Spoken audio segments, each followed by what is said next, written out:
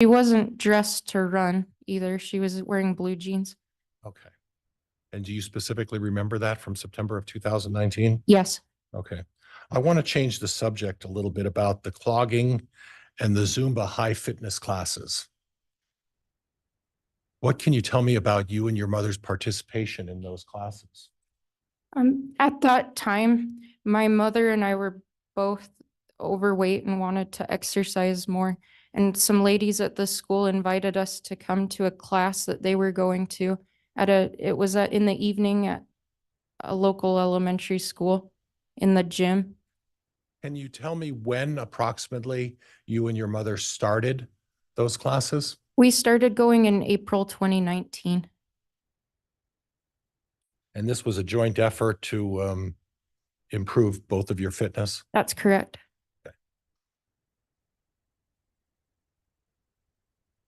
In your situation, was that shortly after a birth of one of your children? That's correct. And I got a lot of heat for suggesting people's weight and size and everything else, but needless to say, you felt personally. Yes, that is my own words. I was overweight and I wanted to get healthier. Okay. And your mother, from discussions with her, shared the same view? Yes, I don't know how much she weighed. Objection, Your Honor, calls for speculation. Abstain. Okay. In any event, the purpose of the Zumba class was for both of you to try to improve your fitness. Yes. Okay. Can you talk about the level of participation that both of you engaged in as part of those clogging and Zumba classes? The idea of the Zumba class, high fitness, is that you can participate to whatever ability you're able to. The way that the gym was set up is it was a school multi-purpose room, so it had a basketball court and a stage. Our instructor would be on the stage where everybody could see her moving, and we would mirror her body movements similar to how you would copy an exercise video at your house. It was just live. We would dim the lights in the room and turn on party lights to make it feel more fun than a typical aerobics class. So it was dark in the room. You could see silhouettes of people in front of you, but you wouldn't really be able to see people around you. That's part of why it was appealing, is if you couldn't dance very well, nobody would make fun of you. Okay. And in terms of location, where did you generally stand or participate in these Zumba classes? My mother and I would go to the back of the room. Was there a purpose for that? There were different skill levels in the classroom, and we were on the poor end of that spectrum, and so we didn't want people looking at us. Was it a requirement that you participate fully in every part of the dance or every route? And I don't know what the proper term is, routine or dance? I think routine is fair, but no, you're not required to. The entire thing is voluntary to even show up and participate. Okay. Okay. And then as far as the clogging, do you recall how often the clogging classes took place? We would go once a week on Wednesdays. We went for about 6 weeks. Okay. And for about 6 weeks? Yes. So if I do my math correctly, and you're the teacher, not me, that's 6 times? Just about. Okay. And then did that continue out? When did the clogging end? She stopped going when she died. Okay. And then when did it start? About 6 weeks before. It was with the beginning of a school year. So if there's a suggestion by anyone that your mother had been clogging and doing Zumba class for over a year, would that be accurate? Objection, Your Honor, argumentative, calls for speculation. Abstain. I want to talk a little bit about your mother's other experience. Did she have any self-defense training?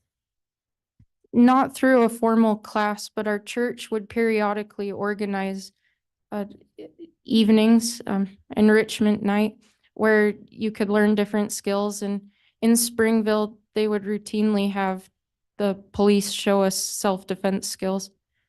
And how often did you do that? Maybe once a year. And if you were to assess your mother's ability to fight off someone if they were attacking her, how would you rate that? Objection, Your Honor, lack of foundation, and calls for speculation. Abstain. Did you ever observe your mother engage in any sort of physical activity where she practiced fending off any assailants? There's a game on the Wii, a video game system called Exerbeat, and there's a kickboxing portion where you can practice punching. Okay. I want to talk a little bit about life insurance. And I want to mention the name Taylor Ballard. Do you know that name? Yes, the Ballard Insurance Group offers insurance for our school district. Okay. And did you have an occasion in uh, uh, September at the start of school to engage in a presentation by the Ballard office? At one of our faculty meetings, they came and talked to us about life insurance and increasing it. And they showed us that the rates were competitive, or it was really cheap insurance. And so they encouraged us to purchase some. And both my mother and I purchased some at that meeting.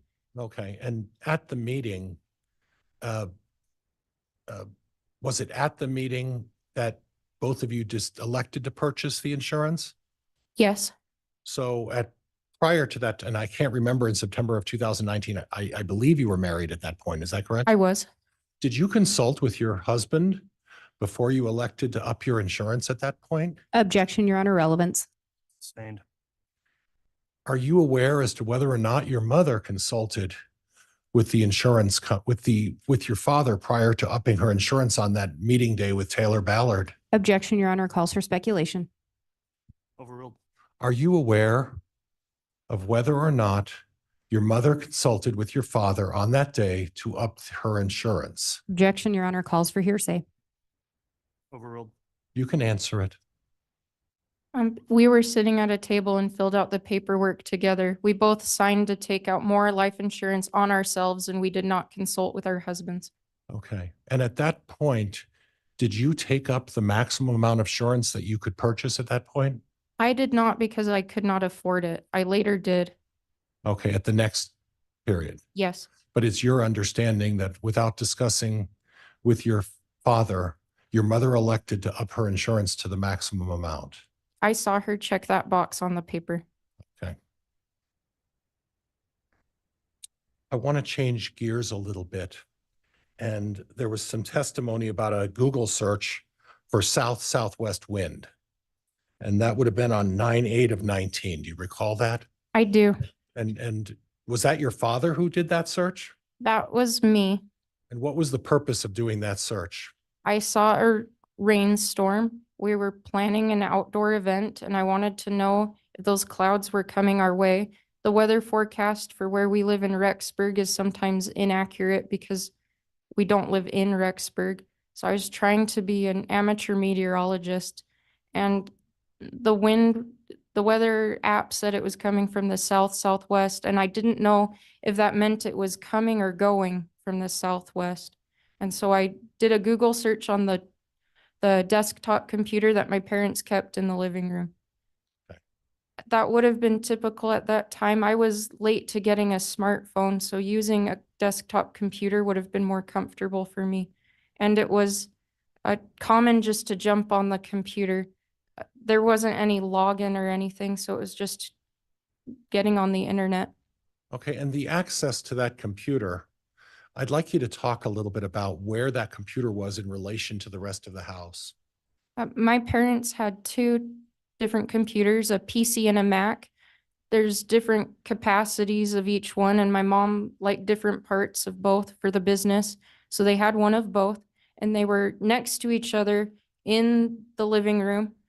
And the screens were set up so that way everybody could see the screen.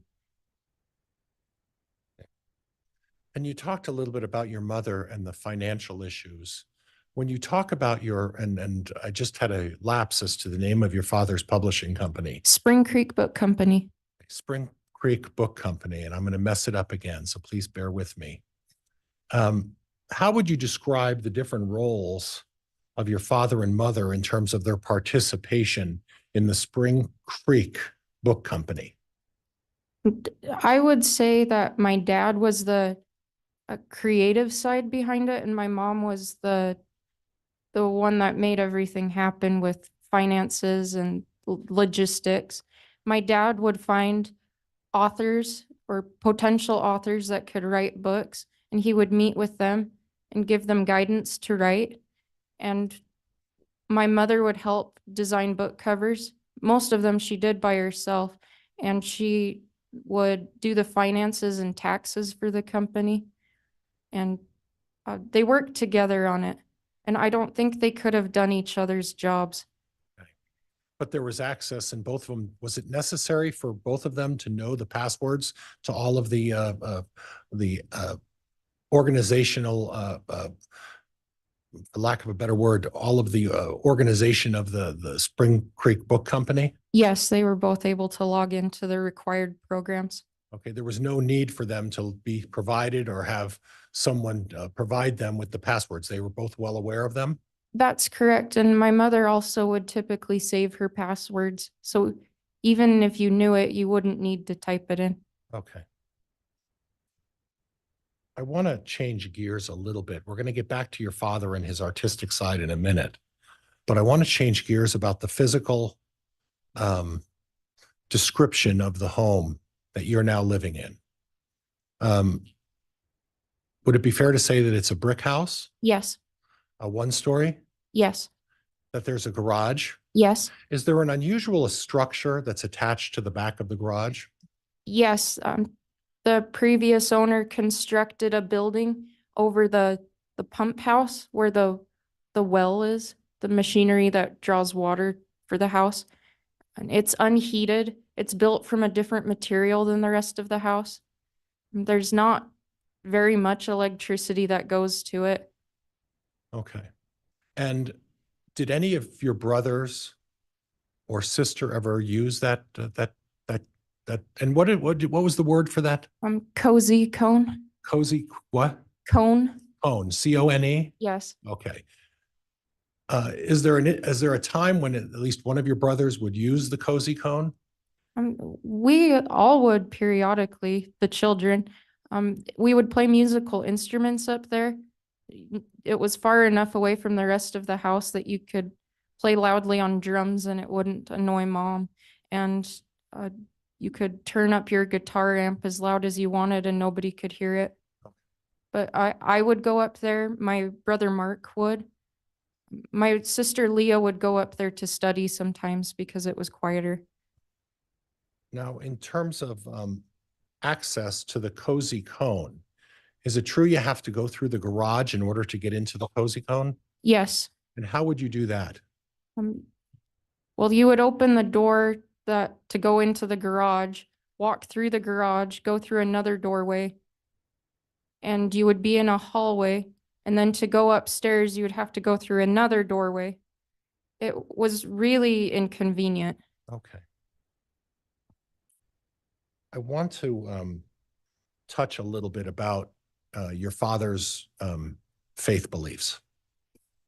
And my understanding is you're of the LDS faith Yes, and you're a participant, an active participant in your faith. Is that correct? yes. How would you describe your father's faith? I would say very traditional in what he believed. And he would research very carefully and he wanted to stick to as close as the original form as he could. So he was really interested in teachings from Joseph Smith and Brigham Young and similar early leaders of the church. Would it be fair to describe your father as a fundamental? Yes, Okay. Okay. And you didn't share his religious beliefs? not necessarily. Okay. Some of them you were, Yes, some of them that are consistent with your current LDS faith. Is that correct? yes, Okay. But you would describe him as someone from days gone by, foregone? yes, Okay. Very traditional? yes. Okay. Literalist? I don't know what you mean by that. Looked at the words and applied the plain meaning of the words? Yes, Okay. And there's some theories that you didn't necessarily agree with him. Is that correct? yes. Would that be a subject of discussion at the dinner table Uh, when you were growing up? Yes, Okay. And do your brothers and sisters all share your father's fundamental beliefs? I think they're more similar to me, that there's elements that they might feel drawn to and others that they don't. Are there elements of your father's faith that you don't necessarily agree with? Yes. Okay. Okay. There's been some discussion about the idea of light and dark. Can you describe to me what you understand to be the concept of light and dark? The phrases good and evil would be talking about your actions, what you chose to do, where light and dark would be talking about your motivations.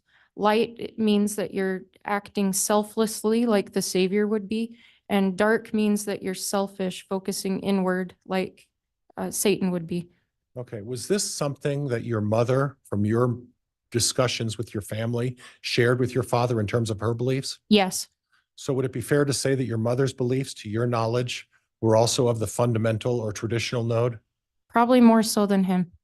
Okay.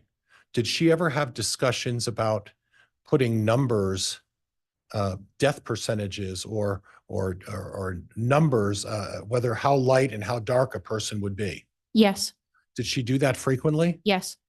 Okay. Was it particularly about anybody, or was it as her day-to-day activities, she would make comments about that? As she came across people and observed things, she would mention it. Objection, Your Honor, calls for hearsay. Sustained. Okay.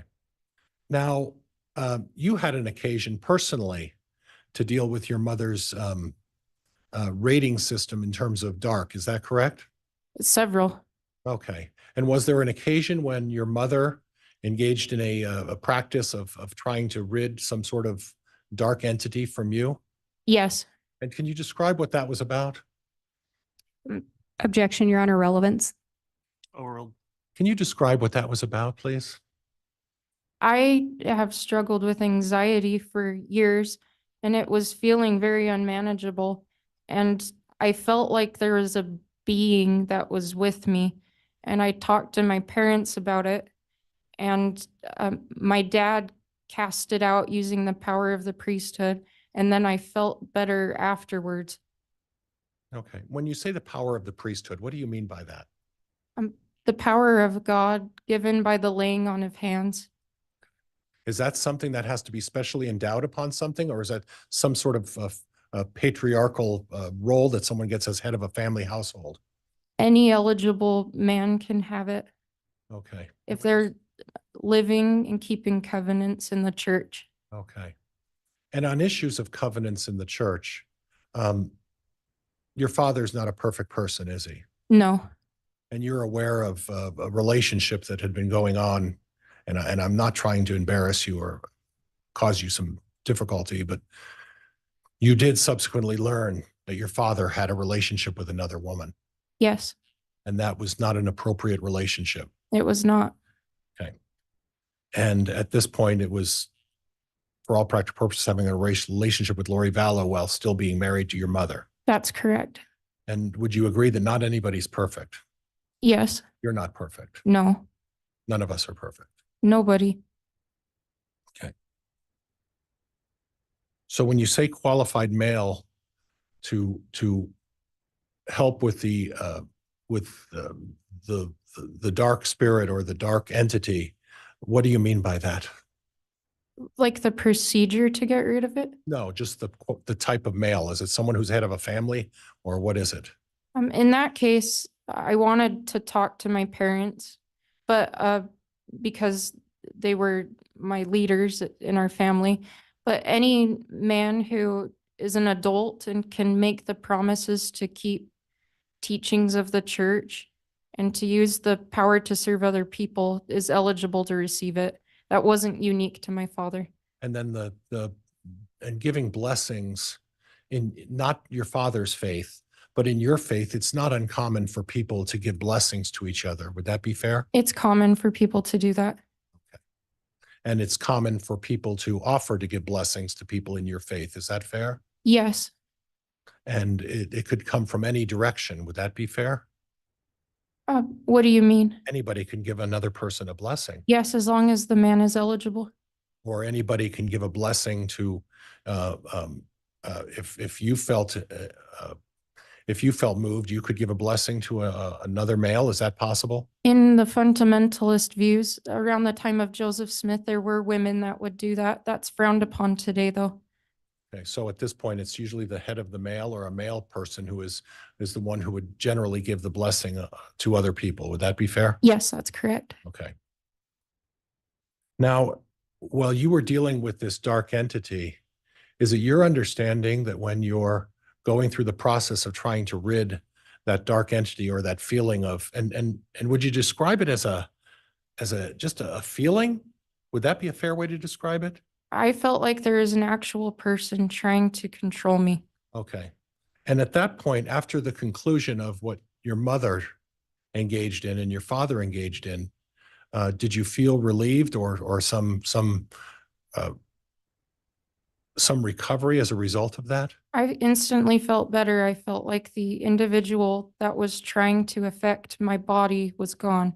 Okay. And this is something that is not inconsistent with the LDS teachings, light and dark, and these sort of entities. Would that be fair? And all Christianity in the Bible, the Savior would cast spirits out of people. Okay. And at this point, as a result of casting out the spirits, does that mean that after they cast the spirits out, you die? No, Is there any instant that you can recall in your teachings as part of the fundamental or LDS church where by casting out a spirit, the result is someone dies? no, the goal of it is so that way you have your own body back and can be in control of yourself. Okay. Have you ever heard the word zombies? Just on TV and Okay. movies. Okay.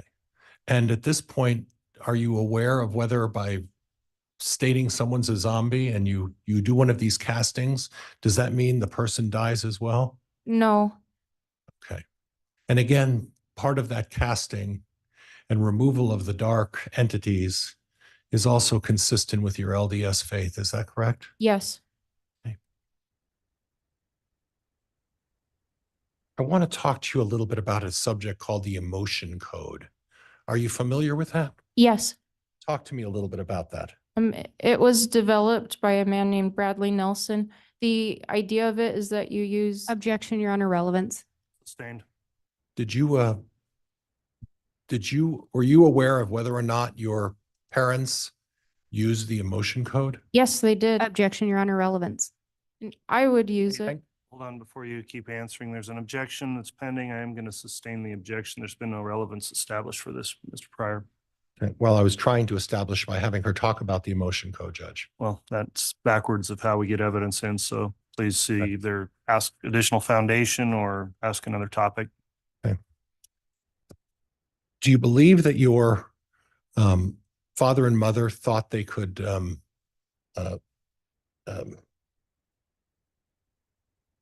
sense whether a person was light or dark? Yes, Was that something that was referred to as the emotion code? no, What is the emotion code? Objection, Your Honor, relevance. Sustained. That's okay, Judge. We'll move on.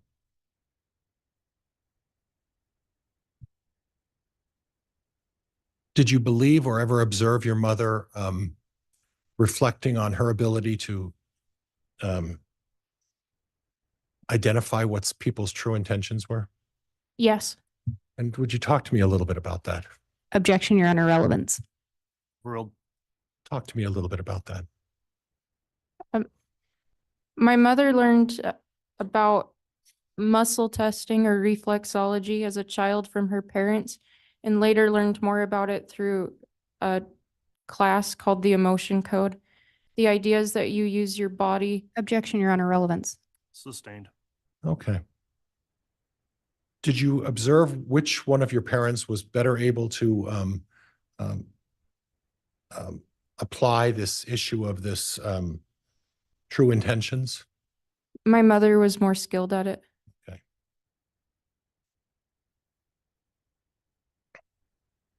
I want to talk to you a little bit about your father's books.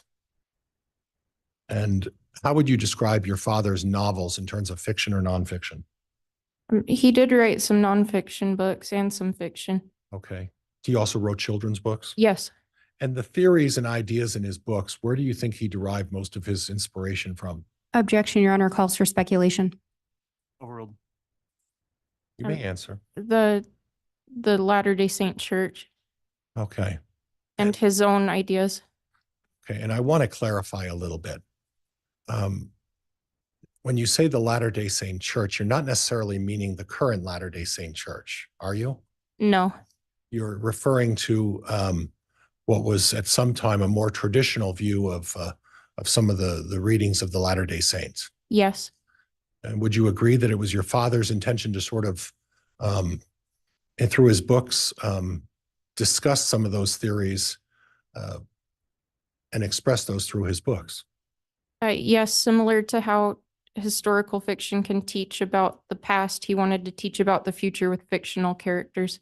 Okay. And it doesn't necessarily mean, as someone like you who's has firm belief in the LDS faith, that you would necessarily agree with everything he put in his books. Would that be fair? Yes, it was an interesting experience to read and to think about what I would do in similar situations, but I did not interpret it to be scripture in any way. Nor did you interpret it something that you would generally accept or believe. Is that correct? Correct. Okay. How would you describe your father's personality? Very introverted. Much like your mother, Yes, without name calling. Would you describe your mother and father as more of a bookworm type? yes, Okay. But your father enjoyed expressing his views about his religious theories, correct? he enjoyed speaking in front of groups and teaching, but not necessarily talking one-on-one with many individuals. That would be very draining for him. But talking in front of a group and teaching had a different energy about it. Okay. And your father found great satisfaction in anyone who would take an ear expressing his views, and once he got on the subject, he would. It was something he was passionate about, and he enjoyed talking about it.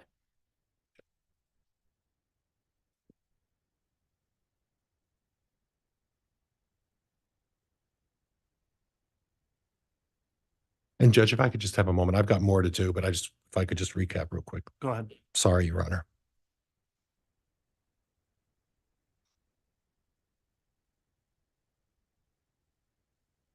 I want to talk to you a little bit about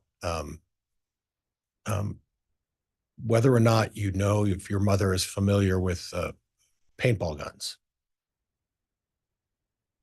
As a family and like her current family with husband and children. I'm talking about from her past. Oh, that's a common recreational thing where we grew up in Utah.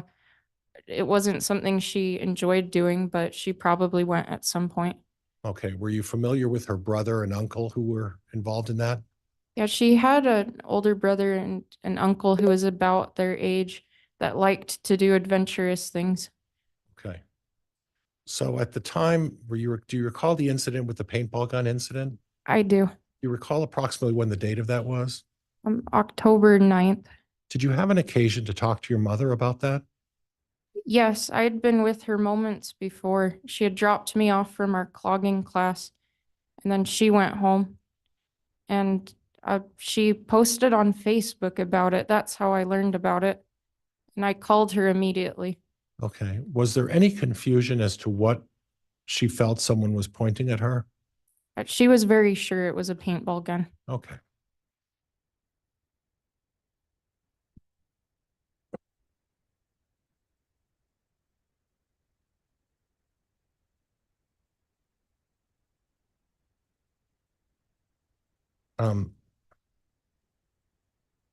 I want to talk a little bit about the day of your mother's passing.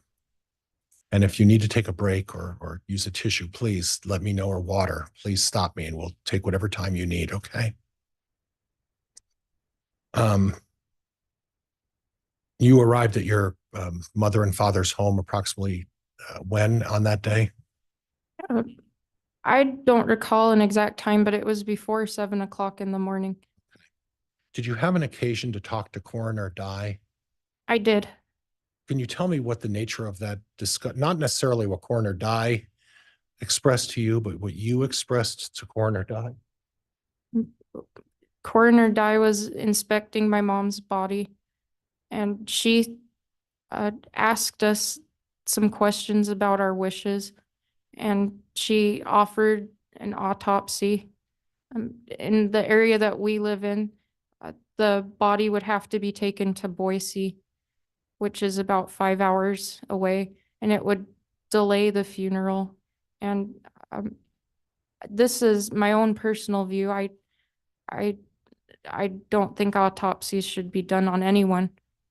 And the idea of my mother's body undergoing that was very distressing to me. Okay. Did your father at the time in front of Coroner Dye ever express an opinion as to whether he felt one way or the other about getting an autopsy? He did not. Objection, Your Honor, calls for speculation, lack of foundation. If you would rephrase that, Mr. Pryor, to make sure it's something she observed and not through other Okay. means. Did you ever observe your father have a discussion with Coroner Dye on the subject of an autopsy?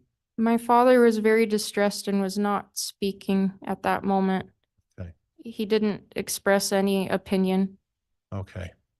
Did you express an opinion to Coroner Dye about what your wishes were? I did not want an autopsy. Did your father agree with you or disagree, or do you know what kind of a position he may or may not have taken at that point? He nodded. Okay. But he wasn't the one insisting, to your recollection, on having an autopsy done, was he? Objection, Your Honor, calls for speculation. Sustained. At any time, did your father express an opinion as to whether or not he wanted an autopsy or not? Objection, Your Honor, this calls for speculation. Overruled. May I any- vote for dire native objection? That's the way it was worded. It's a proper question the court will determine. So go ahead, Mr. Pryor. Can answer that question, Emma. Will you repeat it?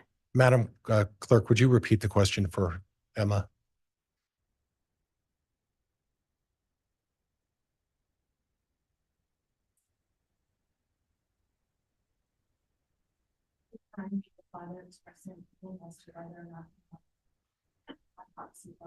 Objection, Your Honor, hearsay. This calls for hearsay. Overruled. Go ahead. He never expressed an opinion. Okay. At the time of the discovery, the passing of your mother, how would you describe your father's emotions? He was more distressed than I've ever seen him in my entire life. I'm used to, well, at that time I was an adult, but he felt like an adultier adult. I was used to my parents being in control and in charge, and seeing him so distressed and emotionally out of control was very scary to me. And I didn't doubt his grief at all. I'd never seen him more upset than in that moment. Would you be able to assess whether that was genuine grief or not? It appeared to be genuine grief. Is there any doubt in your mind? No doubt at all. Okay. You understand that at the time he was involved in an affair with another woman, correct? Correct. But in spite of that, you still felt that he was genuinely grieved about your mother's death. But I know that the grief that he felt was real. He may not have had the same romantic relationship with my mother that he had in the past, but I know that he valued her as a person, and seeing her die was very traumatic. I want to move forward to a trip to California in November. Do you recall that? Yes, Okay. And can you give me an idea of approximately when that trip was in November?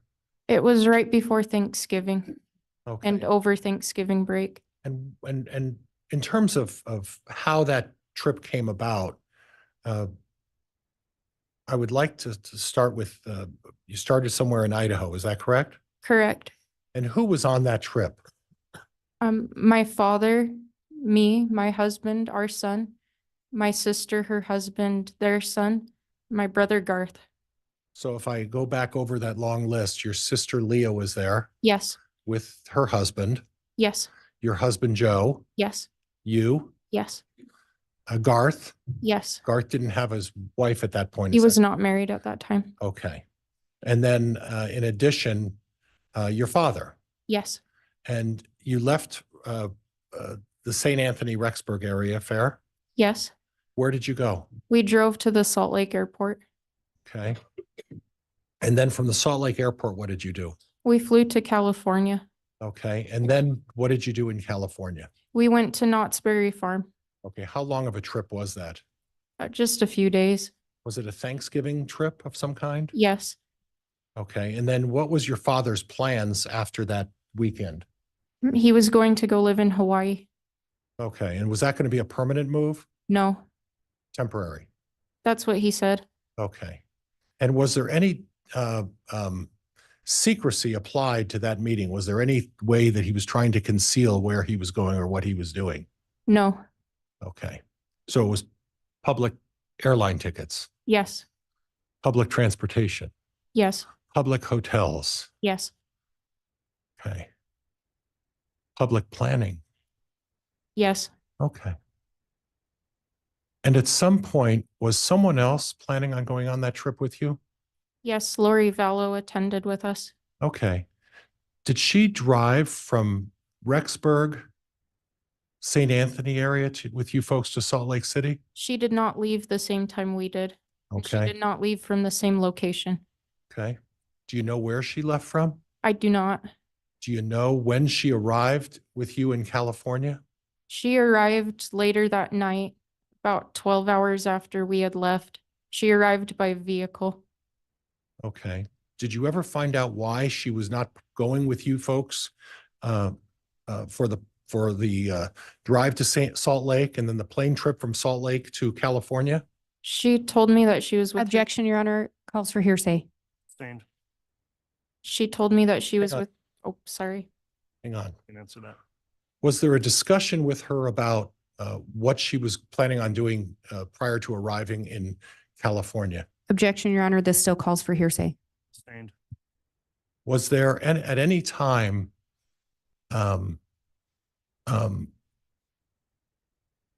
did you learn at any time what Lori Vallow was doing before she arrived at California? Objection, Your Honor, this still calls for hearsay. Response, Mr. Pryor? It doesn't call for hearsay. I'm asking whether she learned of something, Judge. I'm not asking what she said to her. Your Honor, may I voir dire native objection? No, I'll overrule the objection. She can answer. Did you at any time learn of where Lori Vallow was doing on the before she arrived in California? She told me that she was. Hang on. I don't want you to say what she told you, whether you learned information. I learned that Objection, Your Honor, this is why it calls for hearsay. Judge, I'm not again asking for what Ms. Vallow may have said, although I think a statement of a co-conspirator, it comes in anyway. Well, that is true. Co-conspirator statements do come in. Your Honor, not from, only as a party opponent. So the state would still object. This calls for hearsay. It's not based on personal knowledge. Judge, there's no indication that Ms. Vallow is on my side or in any way in support of. Your Honor, case law is clear. All right. Judge, would this Let be me- a time to take a break? Yeah, I don't want to have continued argument over this in the juror's presence. I want to make sure that we're going into these types of issues. I get a clear ruling before we continue with objections in front of the jurors. So why don't we go ahead and take the morning recess a little earlier for 20 minutes here, and then I'll hear additional voir dire on this and argument in aid of objection if there is any, and we'll make a ruling before we get back on with additional testimony. So that'll be the time for the morning recess, and we'll go ahead and take the break now. And may she be excused to, at this point, she's coming back. May she be Sure. excused? to- She can step off the stand and Thank take a you, Your break also, just not to discuss her testimony with anyone else, including you, Mr. Pryor. Okay, thank you, Judge. All right. All right, please. Emma, you can go back. I just can't talk to you.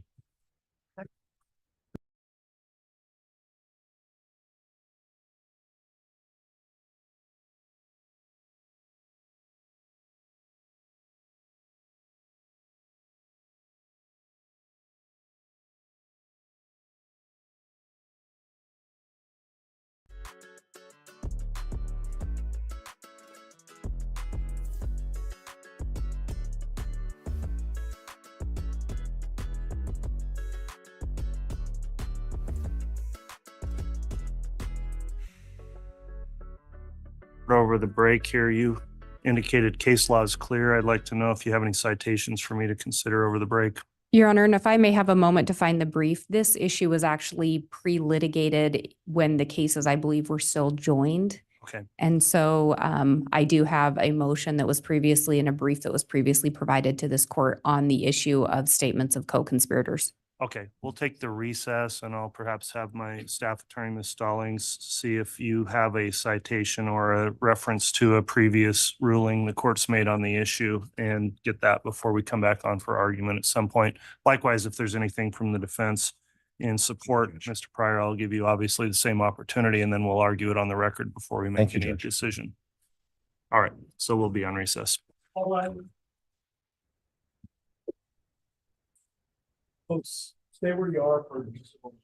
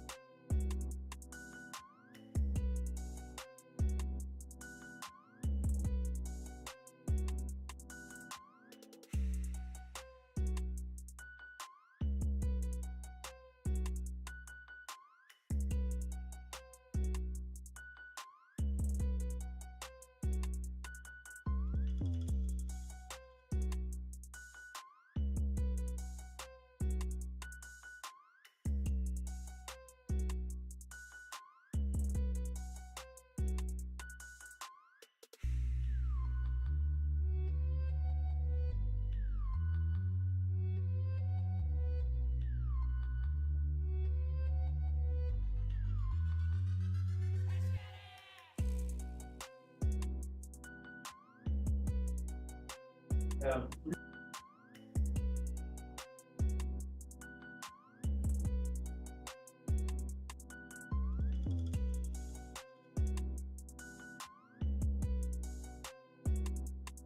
All rise. Mr. Court, again in session. Honorable Stephen W. Boyd, Judge presiding. Thank you. Please be seated.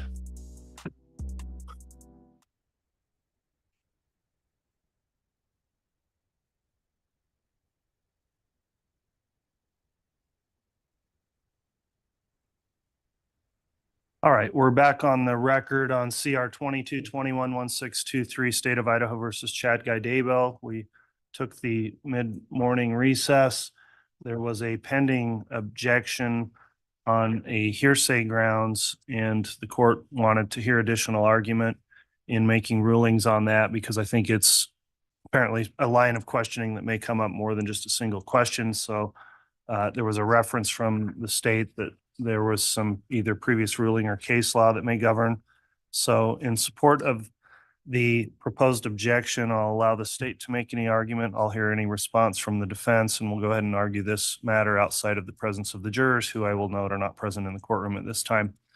Ms. Blake, what is the response from the state in aid of your objection on the question about statements made by Lori Vallow on this trip?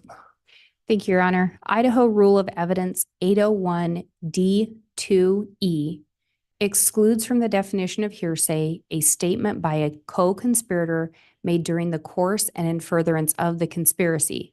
The scope of the co-conspirator exception is narrow, and the requirements that the co-conspirator's statement be made during the course of and in furtherance of the conspiracy is a prerequisite to admissibility that must be scrupulously observed, as set forth in State v. Harris 141 Idaho 721.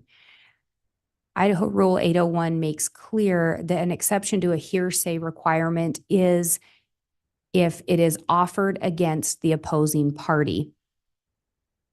So specifically, and this is actually a case from the Federal Court of the Northern District of California from 2022, State v. Garcia, citation U.S. District Lexus 98958. And it says an out-of-court statement is not hearsay if it is offered against an opposing party and was made by the party's co-conspirator during and in furtherance of the conspiracy. The statement of a co-conspirator is admissible against the defendant if the government makes a showing.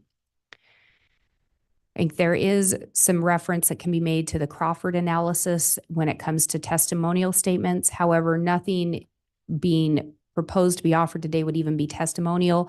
I think Rule 801 and laying out the hearsay exceptions make it very clear, as well as that case from California, that the statement of a co-conspirator the co-conspirator is a party opponent to the state, not to the other co-defendant or co-conspirator. Therefore, the introduction of a statement made by a co-conspirator is not an automatic hearsay exception for a co-conspirator, since the state would be the party opponent, not the other co-conspirators. Statements of co-conspirators are admissible as hearsay exceptions against other co-conspirators as introduced by the state. So I think the only times that there could be an exception would be if it was the testimonial and would fall under the Crawford exception in looking at whether or not there's a confrontational clause that comes into play. I don't think there's any indication that we're even within that realm. And I think the rule alone in Idaho is pretty clear that it is a statement of a party opponent. Co-conspirators are not party opponents. All right, thank you, Ms. Blake. Mr. Pryor, how would these responses not be subject to the hearsay rule? Judge, a statement by a party opponent, and Mr. Blake was kind enough to point out that she's the party opponent in this case. And a statement is not hearsay if it's made against a party opponent. The allegations that the state are making is that somehow Ms. Vallow and Mr. Daybell were involved in a conspiracy. The statement by Ms. Vallow would suggest that Mr. Daybell was not part of that conspiracy, and thus a statement against the party opponent, the state of Idaho, in their prosecution of Chad Daybell. All right. I've considered the argument here, and on the ruling, certainly interesting issue, and I appreciate the parties allowing time for the court to consider this also. I think two things looking at, number one, whether or not this would be some statement coming in furtherance of the conspiracy. And I think obviously it's problematic if the defense is proffering that these statements are in furtherance of the conspiracy that involves the defendant being alleged as a co-conspirator. And also on the exception for an opposing party in the State versus Garcia site. Looking at the rule here where this is being offered in the defense case in chief and the statements of this co-conspirator, this is different than obviously the state putting on evidence alleging a conspiracy amongst co-conspirators. This is a witness called by the defense, and I do again think it's really problematic if there's some sort of proffer that statements were made here in furtherance of the conspiracy, which is generally where that rule allows for the exception. I also find that the state is not a party opponent. We're not quite ready, sorry. False alarm.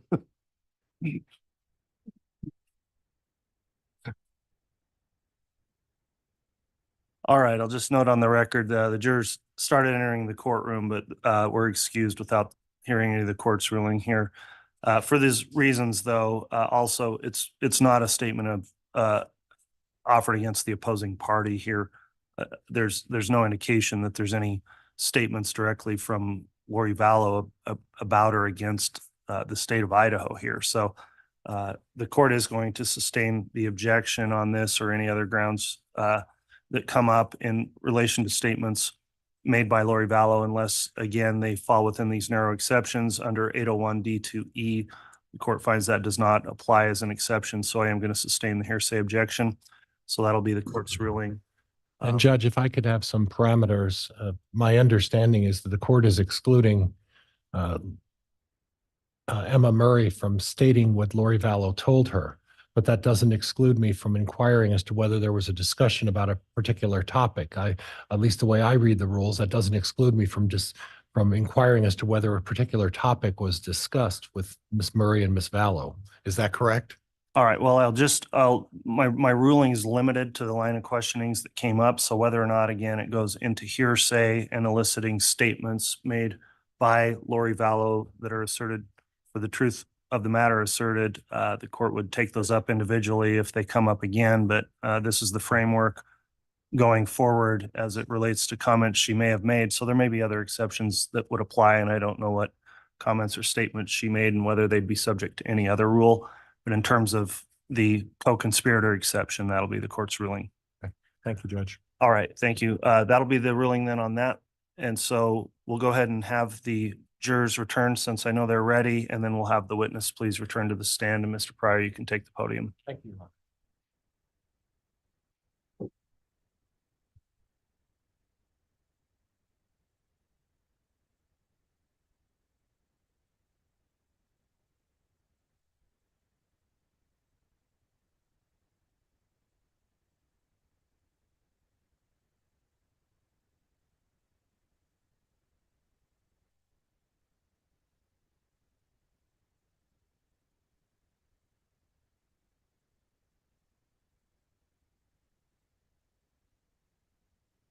All right.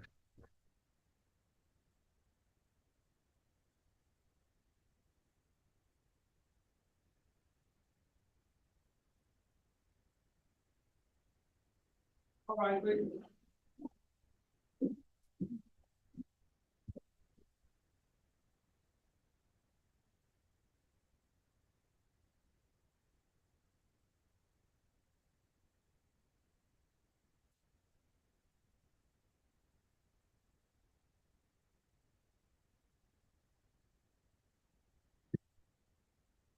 you talk with it for you, right? Thank you. Please be seated.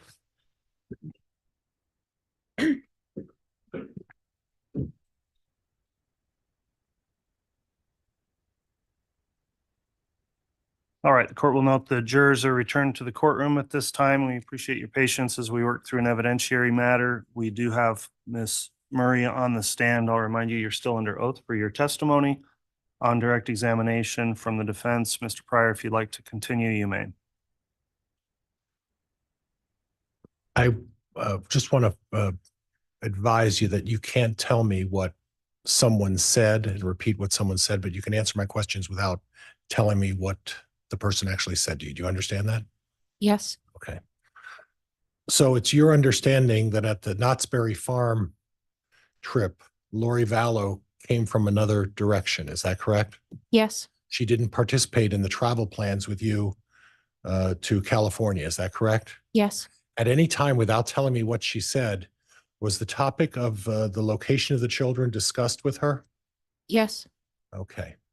At any time, did you and your father ever discuss his knowledge of where the children might be? yes. Okay. What do you understand your father's knowledge of where the children were located during the time that investigators were looking for them? Objection, Your Honor, calls for hearsay. Overruled. Go ahead. From my understanding, and from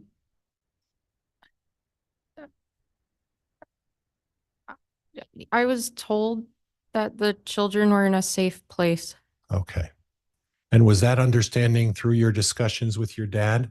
Yes, At any time, did your dad actually know where that safe place was with your discussions? Objection, Your Honor, calls for hearsay. The only way she'd know this is based on hearsay and calls for speculation. Sustained.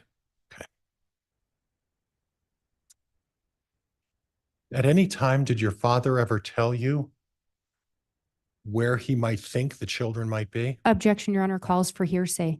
Judge, I'm not asking for an answer. I'm asking whether there was a discussion regarding that subject. May I have a quick sidebar with counsel?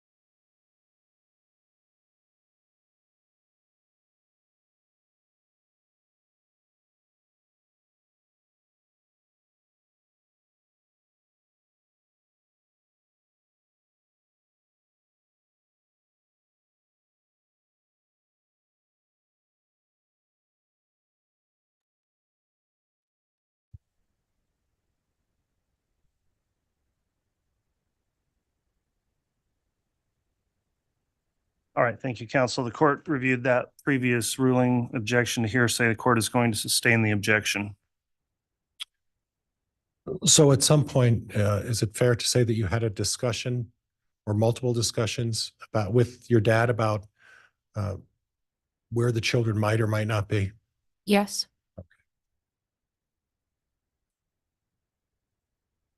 I want to go to the issue of the planning of your mother's service.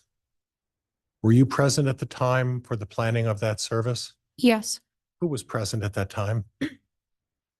Um, when we first talked about choosing a day for the funeral, we were meeting with the mortician and Who was that? it was from he was from Flam Funeral Home. I don't recall his name. Okay. And Were you given a couple of options as to when to have the service? yes, And what were those days? they gave us the choice of Tuesday and Saturday. There were other customers that the funeral home was helping, and those were the only days that they were available to have her ready by. Okay, so I want to clarify something. Your mother passed on that Friday, Saturday. Yes, You're not talking the actual Saturday where the unfortunate time you've discovered your mother. You're talking a week later? yes, 7 days after that. So was that a family discussion as to whether or not you would do it on the Tuesday or the Saturday? Yes, And then the decision to have the funeral and I'm going to hack the town again, Springville. yes, Is that the name of the town again? yep, Springville. Spring Creek, Springville. I'm going to mess this up. So please forgive me. So the decision to have it in Springville, was that also a family discussion? Yes. And the decision was made for Springville as opposed to Rexburg. Why? My mother had lived in Springville far longer than she had lived in Rexburg, and her family still lived there. And there was a family plot in the cemetery, so it just seemed like the natural decision to bury her there. Okay. Okay. I want to go back a little bit about um, the outdoors and your mother's participation in the outdoor activities around the property. Can you elaborate a little bit about what your mother's primary interest and role was in terms of the outdoors? She loved to nurture things, so taking care of animals and gardening and growing plants. She really wanted to have a strawberry patch and raspberries. She liked cute little critters like ducks and chickens and rabbits, and she would take care of them. Now, in terms of managing the pet cemetery, was that your father's role or your mother's role to manage that? My mother's, Okay, and she was the one primarily responsible? yes, So your father didn't necessarily go there and participate in anything with the pet cemetery. Would that be fair? yes, that's fair. Okay, so anything that changed or anything that was modified in terms of the pets or pet cemetery, would your mother be aware of it? She would be aware. Okay. Okay. And you recall that you've seen some evidence, actually the news, it's been all over the news about an email that your father sent to your mother on September 9th, correct? Yes, Mr. Pryor, quick sidebar, please.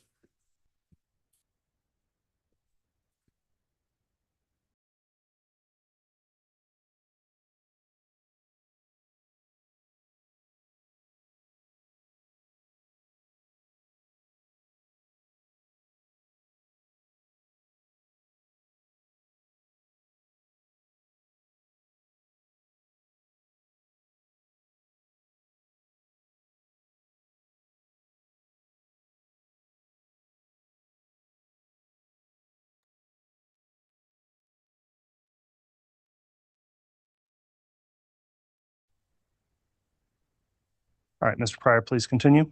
You recall reading an email on September 9th about shooting some raccoons and burying it in the pet cemetery. Is that correct? it was a text message, I believe, but yes, I did. Would it be unusual for your father to send your mother a message if he was involved in the something involving the pet cemetery? Objection, Your Honor. May I vote dire native objection? You may. Miss Murray, did your parents tell you about every message they ever sent each other? No, Did you look at their phone records routinely? no, Did you look through their phones routinely? no, Your Honor, this would call for speculation. I'm going to object. Sustained. Okay. Again, it was your mother's primary responsibility to manage the pet cemetery, correct? yes, And it would be, if your father were to do something in the pet cemetery, would it be unusual for your father to have to let your mother know that he was doing something? Objection, Your Honor, calls for speculation. Sustained. I'll move on, Judge. You mentioned that you lived kitty corner to the your dad's house. Is that correct? yes, And has there been occasions when you folks have also encountered issues with animals on the property? yes, And in some of those instances, were those animals buried as a result of being shot yes, on your property? yes, Okay. And do you have any knowledge about animals being shot on your dad's property as a result of issues with either livestock or otherwise? yes. Okay. And some of the animals that were on your father's property at the time, can you go through the list of different type of animals that were on your father's property at that time? There were a lot of cats. We live right by a busy highway, And so all throughout, there's stray cats that get hit and my mother would feel bad for them and they weren't even our cat and they'd get buried. And some pet dogs, raccoons, skunks, rabbits, ducks, chickens, sometimes sparrows even too. And your mother was a kind and considerate person, Yes, and she felt that that was the reason for why she erected the pet cemetery. Is that correct? even if it was a pest animal, she didn't want them to be disrespected. Now, I noticed that when you ran off the laundry list of animals, that during the time period of, let's start with the beginning of November or beginning of 2019 through at the time when your father was accused of this. Are you aware of whether or not your father owned a dog? My father did not own a dog. He does not like dogs. So there was no dog on the property at that point. Is that correct? Correct. That they owned. Oh, that they owned, yes. You guys had a dog across the street, right? We did. Okay. And you don't know whether Regan Price and her family had dogs, right? They sometimes have, but I wasn't sure at that time if they did. Okay. I want to talk to you a little bit about your feelings about law enforcement in this case. And there's been some mention previously about your, at least indicating that you had some difficulty with law enforcement. Can you explain that to me? Yes, when I first, I heard from Garth that a detective had come in. Objection, Your Honor, calls for hearsay. Sustained. Okay, you can't say what Garth told you, but I want to talk about your personal experiences in dealing with law enforcement and how you felt about that. I was aware of an event that had happened with my brother and I wanted to learn more about it. So I contacted the same detective that had talked to him. Now, in an instant, was it that same detective who talked to you about the exhumation of your mother? Yes, And who was that detective? Detective Hope. Now, do you recall when you had that discussion about the exhumation of your mother? December 13th, 2019. Okay, and at that time, was it your indication that your mother had not been exhumed? Yes, I thought she was resting in peace, just like we left her.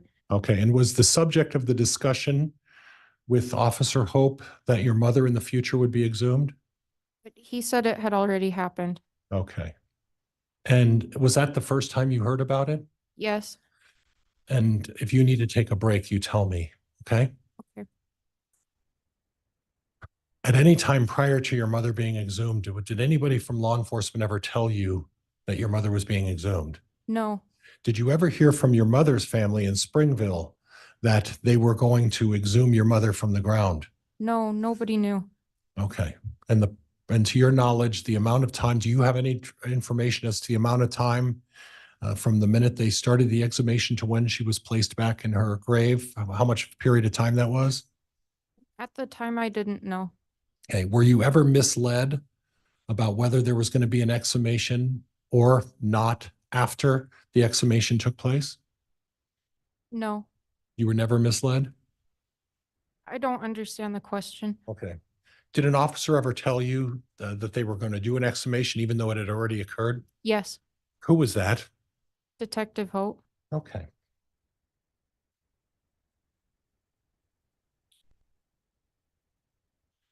At any time, did the events that led up to your father's arrest cause you to have concern about law enforcement?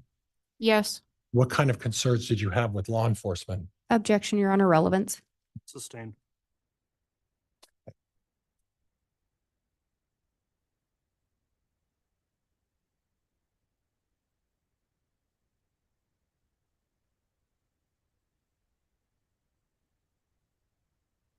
Did you feel like you were at any time under scrutiny as part of this case? yes. What sort of situations was it that felt that you were placed under scrutiny? Any interaction I had with law enforcement. Okay, was there an occasion at a gym that caused you particular concern? Objection, Your Honor, relevance. Overruled. Was there a particular situation at a gym that caused you particular concern? Yes, What was that situation? I went to exercise with my sister-in-law and Was the sister-in-law? Michaela Daybell, Okay, that would be who's, my brother Seth's wife. okay. I can't keep all of you straight. I'm sorry. And then what transpired at that point? What did you observe? We were in a section of the gym with lightweight dumbbells, and Detective Hermosillo came and started exercising near us. And it seemed like a part of the gym that would have been too easy for him, and he stood closer to us than felt Objection, comfortable. Your Honor. This is calling for speculation. Judge, she's describing an event, not describing, speculating about anything. It's overruled. Go ahead. He was standing closer to us than felt comfortable, and it felt like he was trying to listen in on our conversation. Were there other occasions, either at church or otherwise, where you felt that people were maybe judging you? Yes, Give me an example. I had a detective from Madison County confront me in the hallway at church. Okay. And was that an uncomfortable situation? It was really uncomfortable, and I haven't attended that congregation since. And was that a situation where your role at the church was what at the time? I was asked to help teach young children in the nursery. And my daughter was in that class, so I was really excited too. Did this particular detective have some sort of authority over the church or a position in the church that allowed him to dictate whether you were schooling young children or not? Objection, Your Honor. Relevance. Sustained.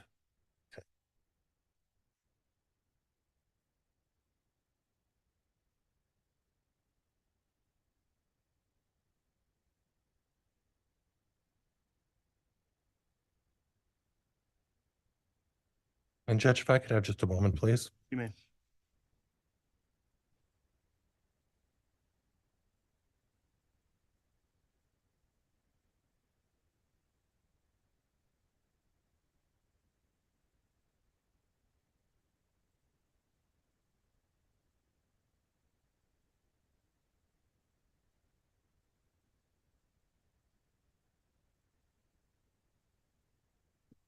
Did you have an occasion to meet with that same Detective Hope at your school? Yes, Do you recall when that was? I only met with him one time. Okay. Do you recall what the nature of that conversation was? Um, The idea was I wanted to ask him what was going on, why he was contacting members of my family. In what regard?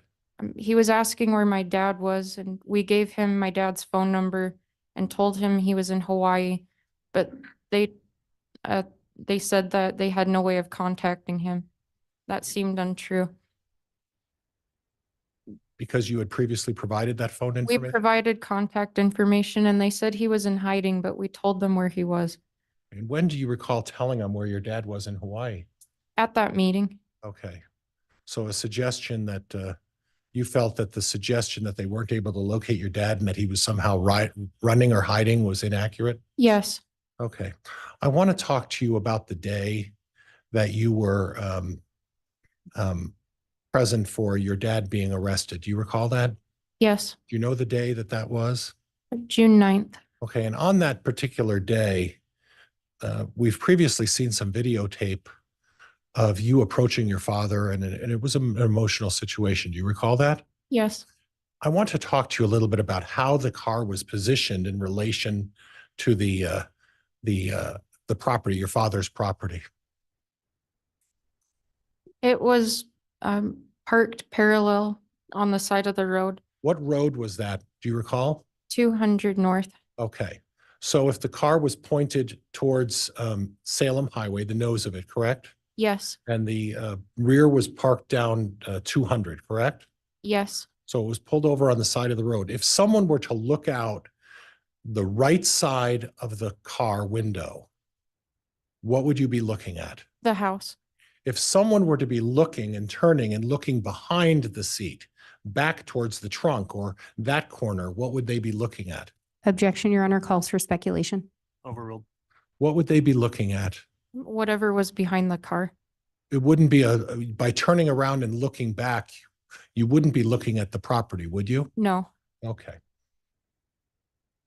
Now, there was an occasion that during this investigation of your father's property, that your father was over at your home that day. Is that correct? Yes. And did you have a discussion with your father about what he was intending to do? Yes. Did you have an occasion to observe him leave the house? Yes. Did he leave the house at that time? And I'm going to use a phrase, flee the scene? Objection, Your Honor, calls for speculation. Sustained. Did you observe your father racing off at a high rate of speed once he left the house?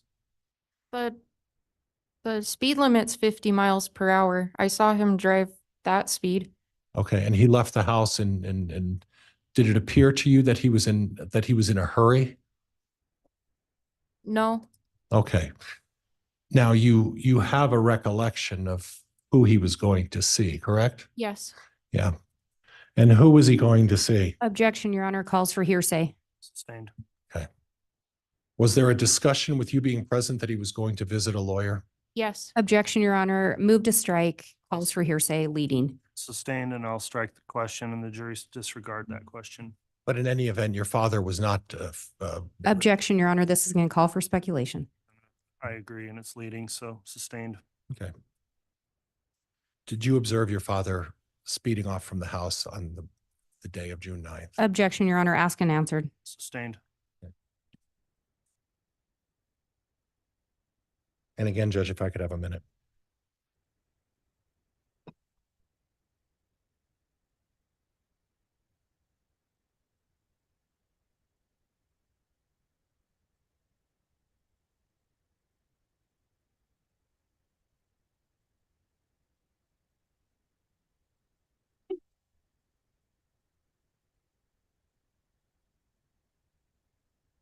On the day of your mother's funeral, how would you describe your father's reaction?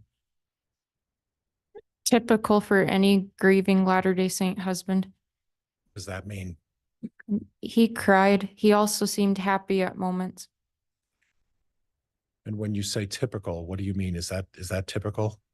Latter-day Saints believe that we will be resurrected and be with our families forever. So a funeral isn't saying goodbye forever. It's a see you later. It's a break. Okay. So would it be fair to say that he had mixed emotions, both positive and negative emotions? Objection, Your Honor, calls for speculation. Overruled. Would it be fair to say that he had mixed emotions? Yes.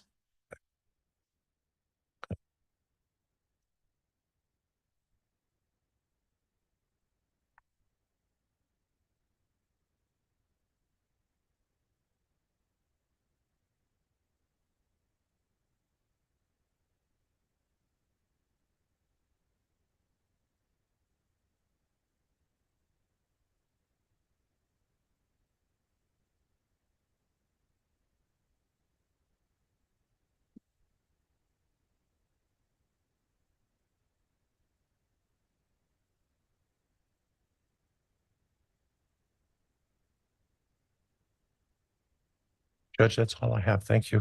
All right, thank you, Mr. Pryor.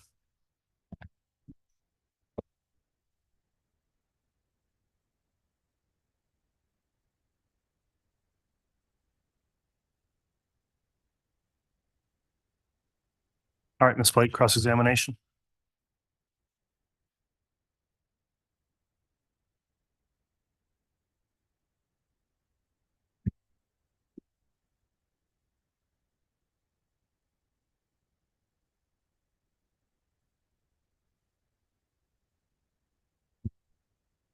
Miss Murray, is it okay if I call you Miss Murray? Yes. Mr. Pryor started off saying that he told you to tell the truth here today. Do you recall that? Yes. And you said you'd met with Mr. Pryor maybe 3 times. That I recall. You've been talking with your dad almost daily over the last several years, correct? Yes. Lots of conversations with your dad. Yes. Do you recall your dad in early June of 2020 telling you not to cooperate with law enforcement? I don't remember him saying that. You don't remember a phone call in which he relayed to you, probably better if you just don't cooperate? I don't remember that. Do you remember then telling the FBI you were not going to meet with them anymore? I chose not to do that because of counsel from another attorney. But it was after having that conversation with your dad, correct? No, Was it after June 9th of 2020 that you told him that? yes, After June 10th of 2020 that you told him that? I don't remember.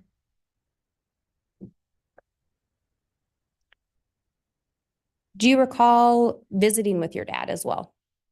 Yes, Do you recall a visit on around November 23rd of last year?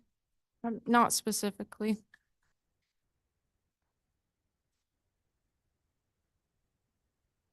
Do you recall having a visit where you and your dad talked about that 5K race? Yes, And do you recall your dad telling you that you might want to say certain things? no, You don't recall that? no, Do you recall then talking about a race in 2013? yes, You recall your dad saying, once again, maybe say that? no, Do you recall your dad talking to you about the one that exercised with you at Zumba that Tammy wasn't able to keep up? She would just make up her own moves. Do you recall your dad telling you that? no, But you've had a lot of visits with your dad, yes. so it may be hard to remember everything he's told you. He's never told me to say anything. So you don't recall him telling you those things. No,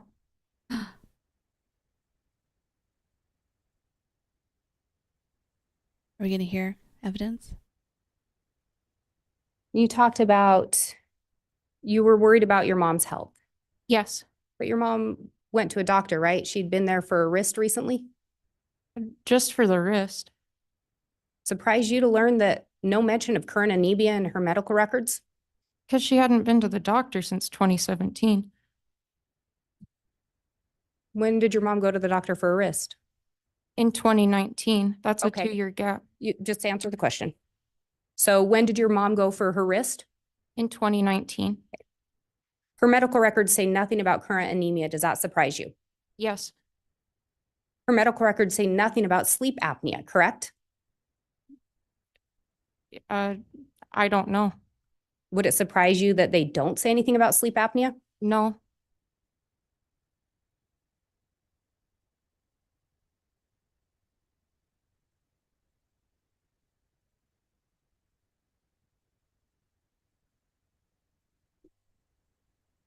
Talked about your mom going to bed early. Again, what time did you say she'd go to bed?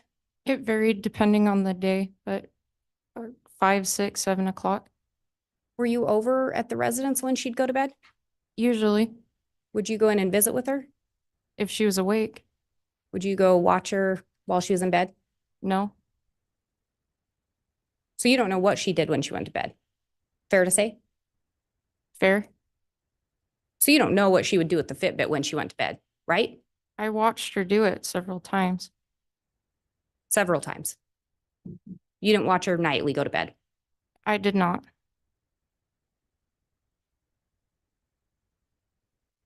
You say your mom went to bed that early, 6, 7, 7 at the latest. Is that your recollection? On some nights, she probably stayed up later. How much later? I don't know. Because you weren't there, right? Correct? So surprise you to learn that on October 18th, there was activity on her phone at 10:22 p.m. No, That's a lot later than 7. she had been sick that night. I stay up later when I'm sick and have just thrown up as well. Were you there that night? No, Did you see her throw up? no, So you don't know. nope, You only know what you were told. yes,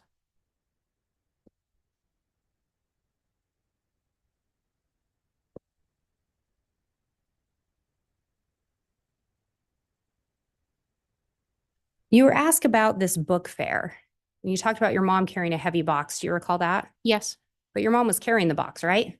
yes, So she was able to carry a box, barely, but she was doing it, correct? yes, You were asked about who drives the Dodge Dakota. Do you recall that question? yes. Any reason why your husband would have referred to the truck keys as your mother's? They had 2 sets. And the set that my husband used was my mom's. Any reason why he would have to get those keys from your mom? Yes. Why was that? He wanted to borrow the truck to work potato harvest, and she was the closest of my two parents to him. So they both had keys to it, Yes, both access it, yes, both could drive it. yes.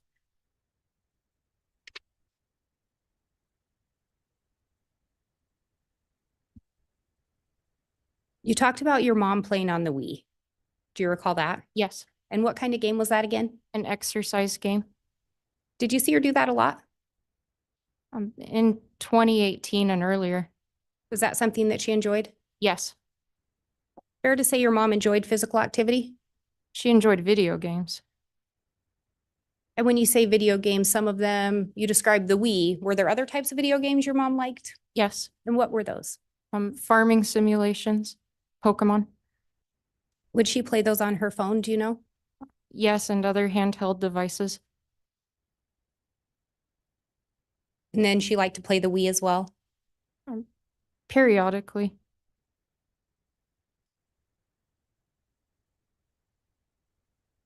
And she took self-defense classes, Not formal classes, it was with our church. but was that a voluntary thing? Yes, So she wanted to go do that, yes, and that's physical activity. yes, She wanted to participate in Zumba, correct? yes, She wanted to do clogging. yes. She was training for a 5K. No, You say she wasn't training for a 5K. she was not training for a 5K.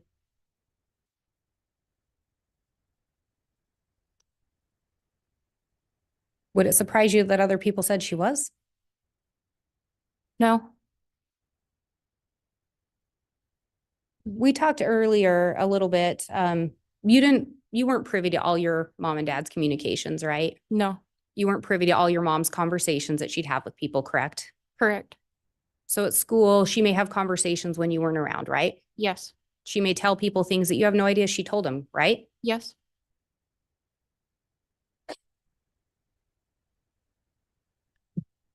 And council talked to you about an insurance policy that was increased. Do you recall that? yes, And you said your mom did that on her own. yes.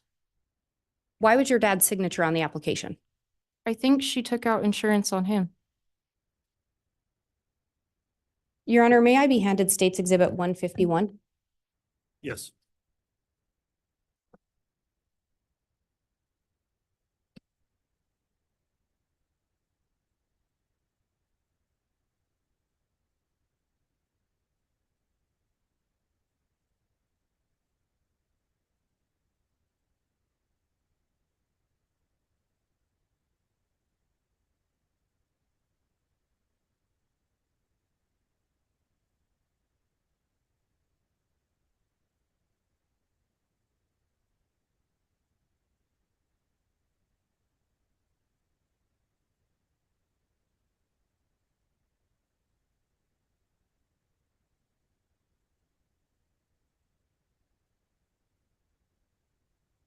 And Your Honor, may I ask that the witness be shown this exhibit?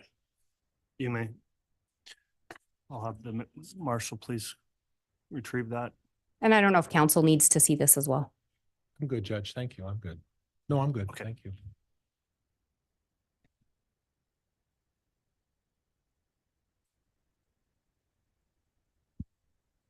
And Ms. Murray, if you can just look that over.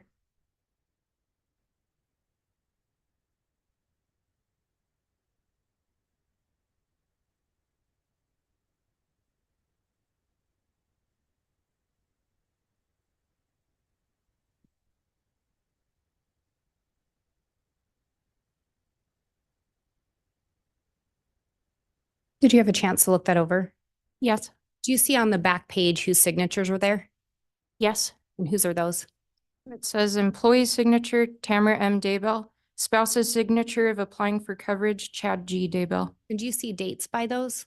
9/8/19. Is it the same date on both signatures? Yes, And can you see that that's only insurance for your mother? yes,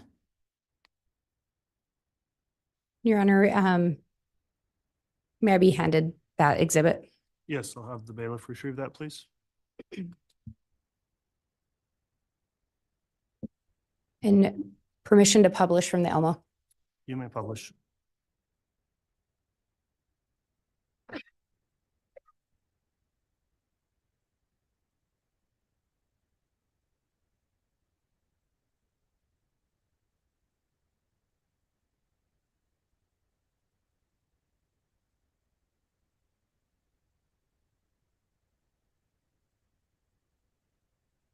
And Miss Marie, can you see which company this is through? Yes. And what company is that? Life map? And then do you see kind of towards the bottom a box marked with an amount? Yes. And what is that box? 80,000?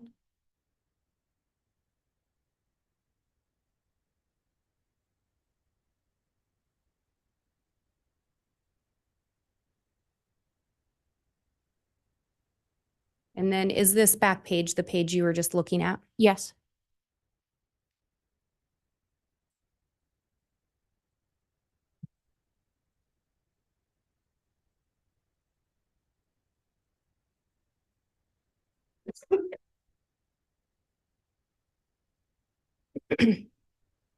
And Miss Marie, I believe you indicated that your parents would share their passwords with each other. Yes. So is it fair to say that they could access each other's accounts? Yes. So your dad could delete emails or block contacts on your mom's account? If he knew how.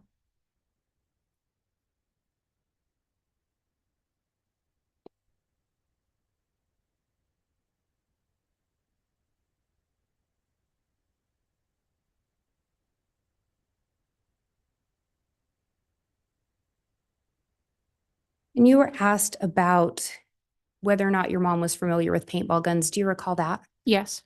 And who is Garth Daybell? Garth is my older brother. Would it surprise you to learn or to hear Garth say that she wasn't familiar with paintball guns?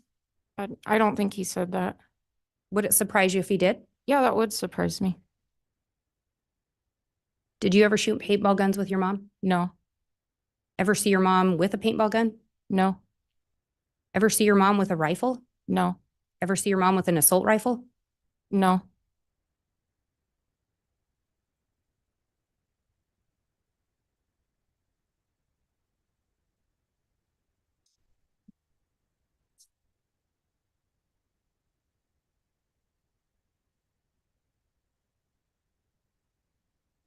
And counsel talked to you about when you learned your mother had been exhumed.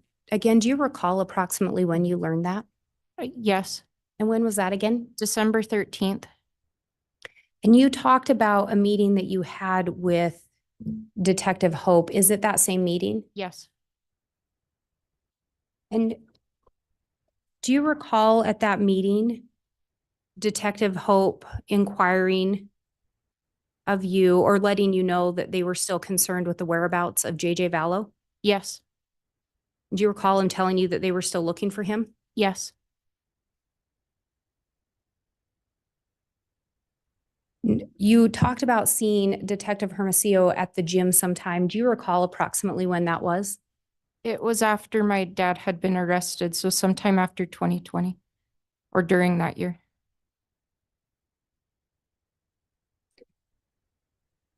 And when you met with Detective Hope, do you recall him telling you that all they wanted to see was JJ was safe and find out where he was located? Yes.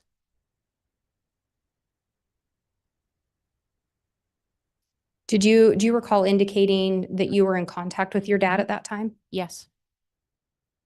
Did you ever ask your dad where JJ Vallow was? Yes. What did he tell you? He told me that he was in a safe place. Did you ever ask your dad where Tylee Ryan was? Yes. What did he tell you? In a safe place. Do you know where JJ and Tylee were found? Yes. Where? In the backyard Of whose property? of my dad's property.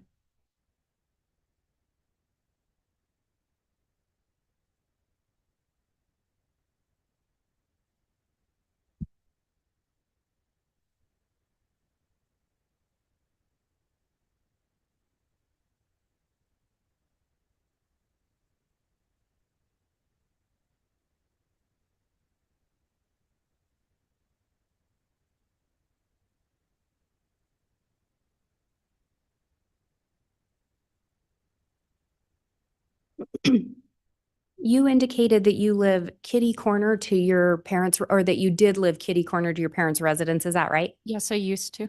What direction was that from your parents' residence? Um, it was towards Rexburg, which I believe is to the south. Southwest. And you indicated that on September 8th, you were searching for southwest wind. Yes, So you happened to be searching for southwest wind the last day Tylee Ryan was seen alive?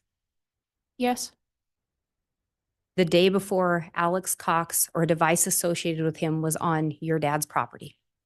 yes, The day before your dad sent your mom a message about shooting a raccoon and burning limbs on that property. yes,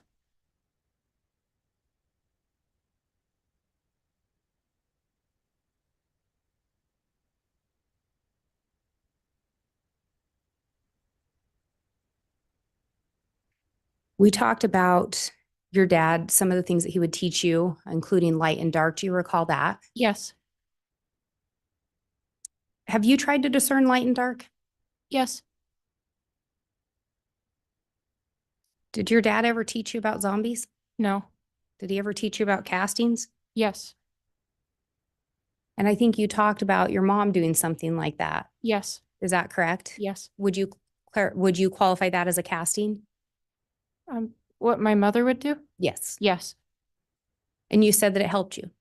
yes, Are you still alive? yes,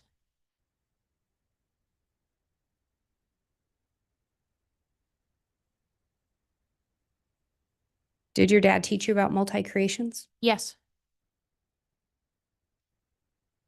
You said he didn't teach you about zombies. yes,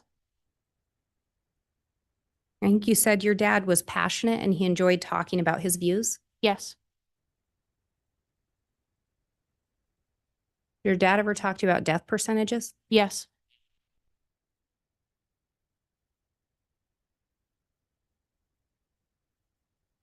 Did your dad ever talk to you about people being close to death? yes,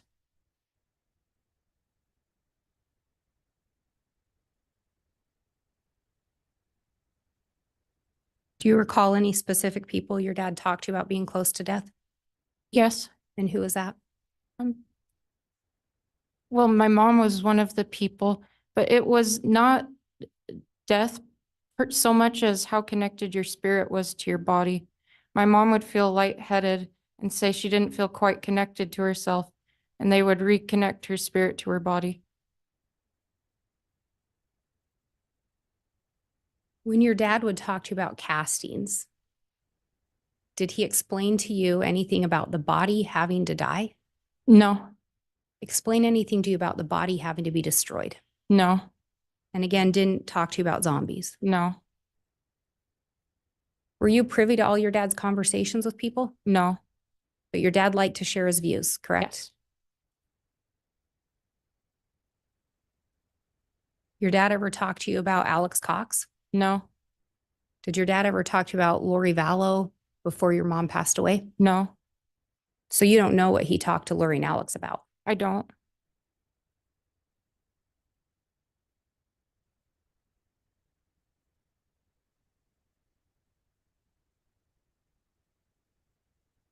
And counsel talked to you about some of the books your dad writes. Do you recall that? Yes, Have you read a lot of his books? all of them.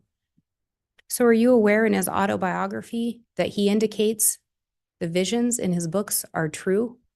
Things Ye- that he's seen? Yes, And is it fair to say the books or were they sold at religious bookstores? yes, So some people may have put more stock into them. yes,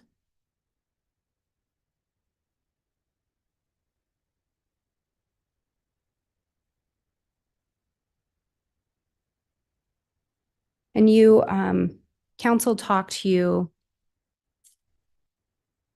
about priesthood blessings a little bit. Do you recall that? yes, And I think you made the statement, a man living the covenants would be worthy or could give a priesthood blessing. yes, Is committing adultery living the covenants? no,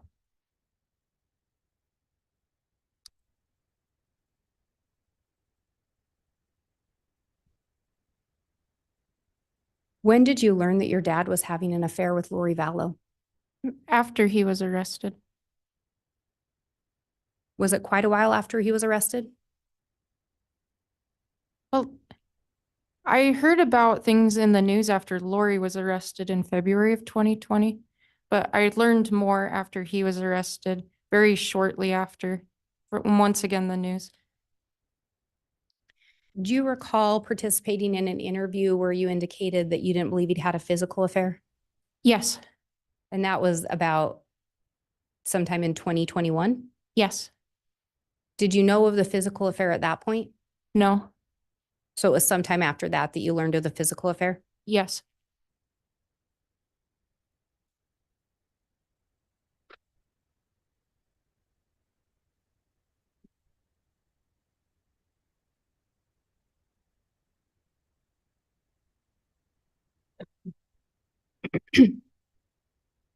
And then I do want to talk to you a little bit about the day that your mom passed away.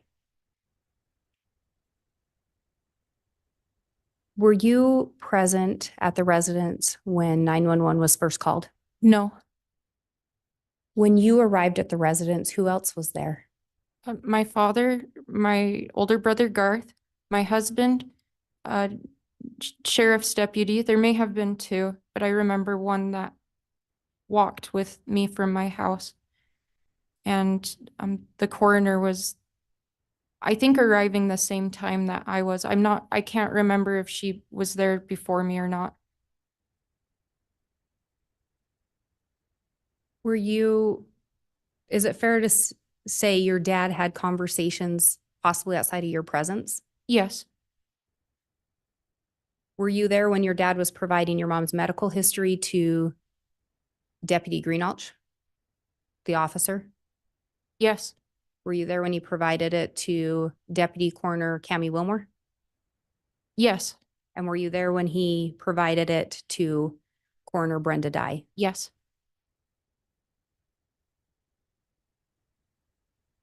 Did you provide any statements about your mom's health at that time? I don't remember. You said that you had serious concerns about her health though, right? Yes, But you don't remember if you said anything. she wasn't talking to me, so I didn't answer her. At any point, did you reach out to law enforcement to tell them about any concerns you had about your mom's medical conditions? It wasn't a crime, so no. You were asked about when your mom was exhumed. Did you know there was going to be an autopsy? Um, I assumed there would be. Did you reach out to anyone then to let them know of your concerns? Family members. Did you reach out to law enforcement? No, I didn't feel like they would help me since they were the ones conducting it. But you didn't reach out to them with any concerns. No, And you said you didn't want your mom to get an autopsy. Is that correct? correct. Once you learned she'd had one, did you want to see the results? I did. Do you recall law enforcement coming to meet with you and you telling them, nope, I don't want to know? I didn't say that.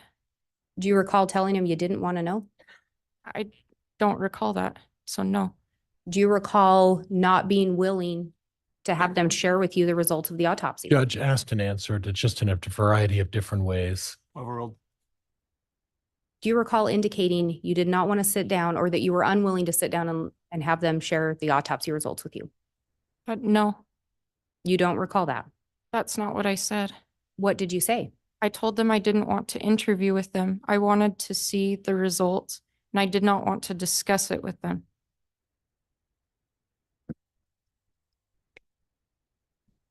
And do you recall them indicating you wouldn't have to do an interview? They were just going to share the results with you. They never said that.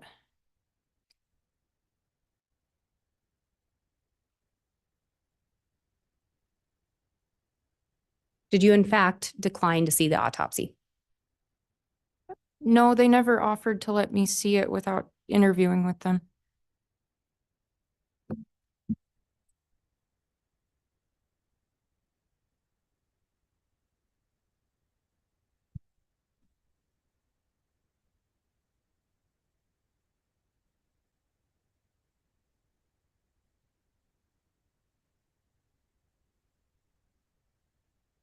So you were unwilling to sit down with law enforcement. In that instance, yes.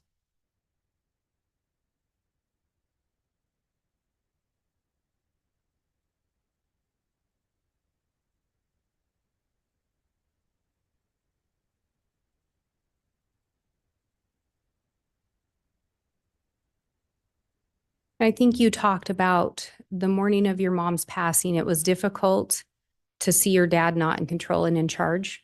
Yes. Was it pretty common for your dad to be in control and in charge? Yes, as the patriarch of our home.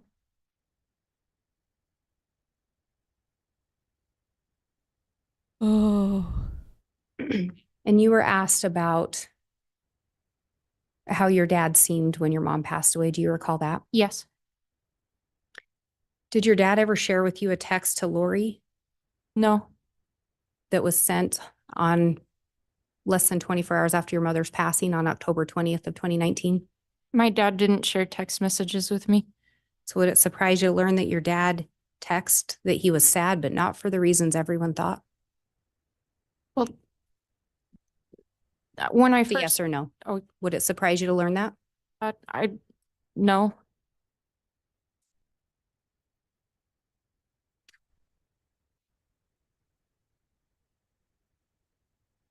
And council talked to you about the events of June 9th of 2020. Do you recall that?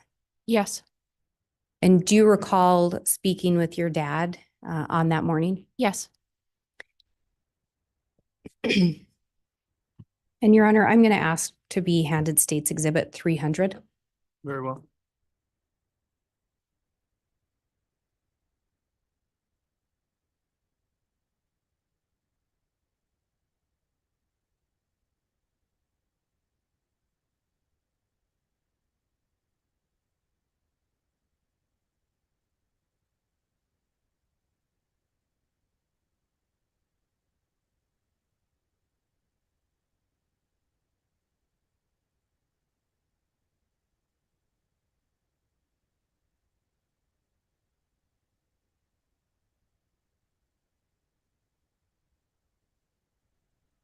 Okay.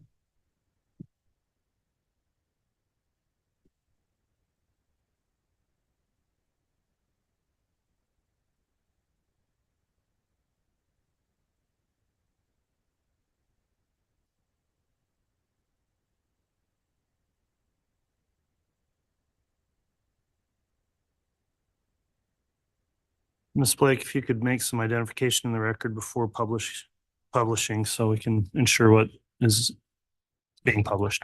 Yes, Your Honor. And it was indicated that there may be an A and B, so I want to verify before publication as well that this is the correct one. All right, thank you.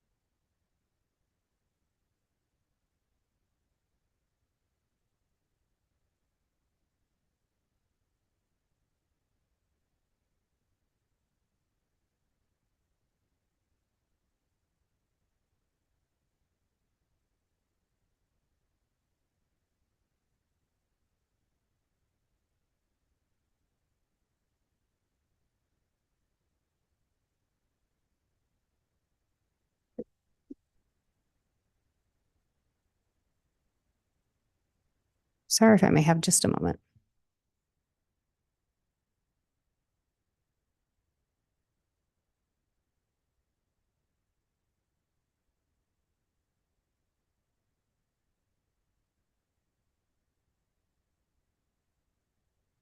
So he's the patriarch. He can do whatever he wants to, is essentially what she testified to. Wow. Miss Blake got her to say that. She is killing it today.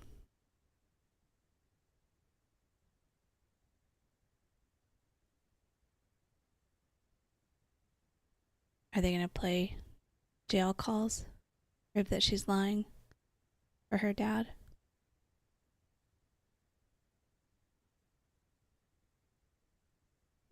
And Your Honor, this is 300A. It is the body cam video from Detective Wheeler that was previously admitted. Very well. Thank you, Ms. Blake. And I would ask permission to publish from approximately 1 hour, 2 minutes, 44 seconds. Okay.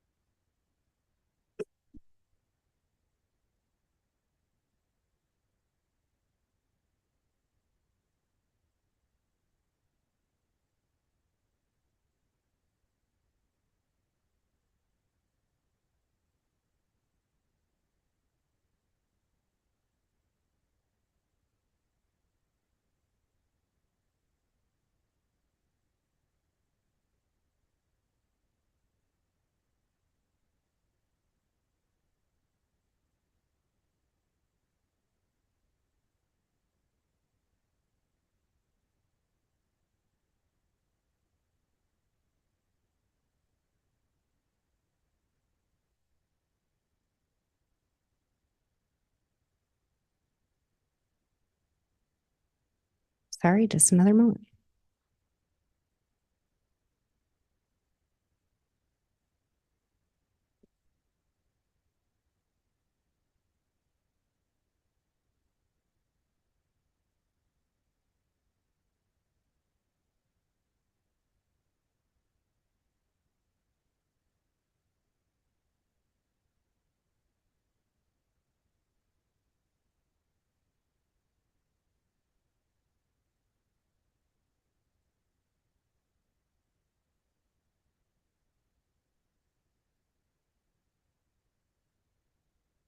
All right, everyone, if you'd like, we can take a stand up, not leave, but stand up break.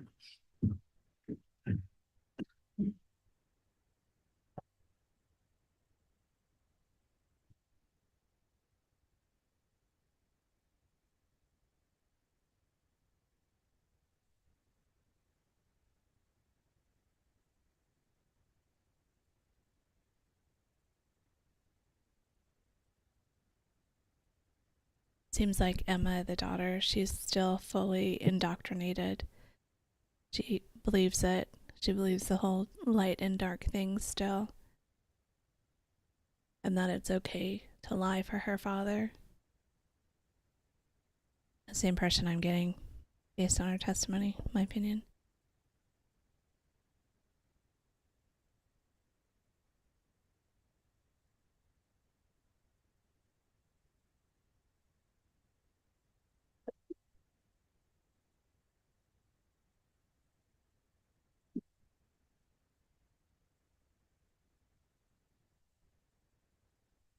Thank you. For some reason, it did not like my computer today. So now starting from 1 hour, 2 minutes, 56 seconds.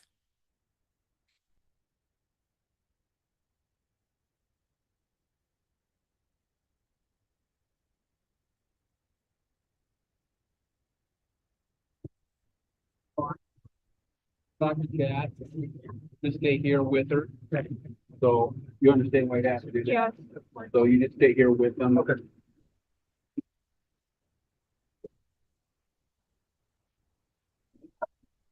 Hi.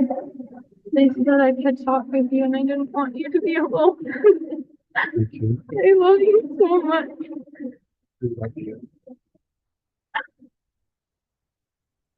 Glad you came over. I thought they had taken you downtown already. I got them out to the Carolina County line. We saw it as soon as you left. They chased you down and then they came back. Ron, Ron? just concerning the car. Huh? I know I they, asked him oh, about okay. it. What's that? Just about the car. Oh, we'll take care of the car. We're gonna take it. Is she able and we will- to get it? Yeah, you can do that. We may have to go through the car if you're rested in it. Right. things we gotta do, but then She can have her bananas and her, I gave him Her- food. we'll try to get it covered for us for you. You can eat it.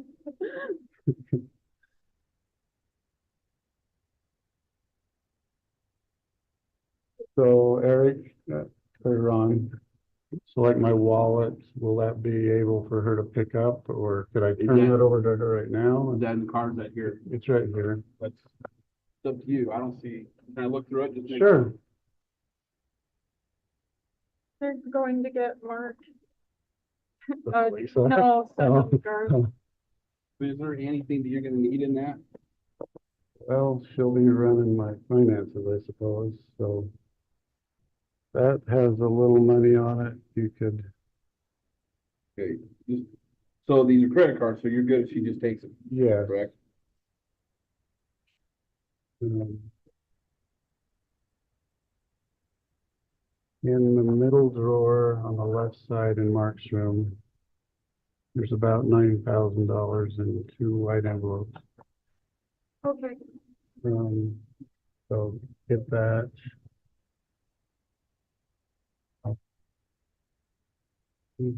Yeah, so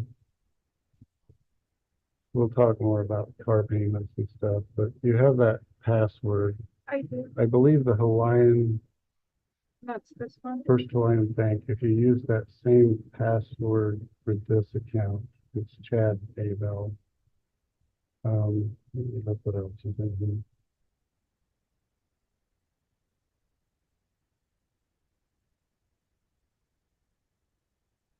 Producer there. This has nothing on it. It's like $6. That has to go away. So this, okay, in that same drawer.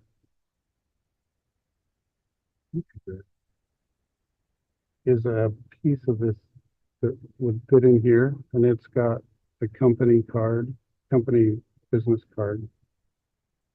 And so just make sure you get that. And this is all in Mark's room. Yeah, I put that in there. There's like a pamphlet with a guy who's sitting in a car. It's for the Wells Fargo auto loan. That's the loan that they went on. Yeah, and so that we'll talk about. So this has, if you go to Telmate, this is the card that's used. Okay, And so all you really do, you could probably just sign in as Chad.Daybell or start your own. I have an account that I've been talking with Lori on. Okay. But you could use this To card, add money. yeah, and to her if needed. Okay, So, yeah, she'll need to still have commissary money. Usually puts 30 a week in there. So. And you can probably talk to her too. Okay. Mhm.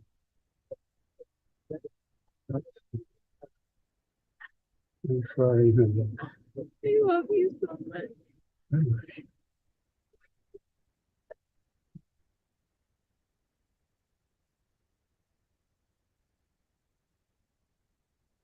Cooperate with them as much as you feel. You know, you, They've been kind to us today.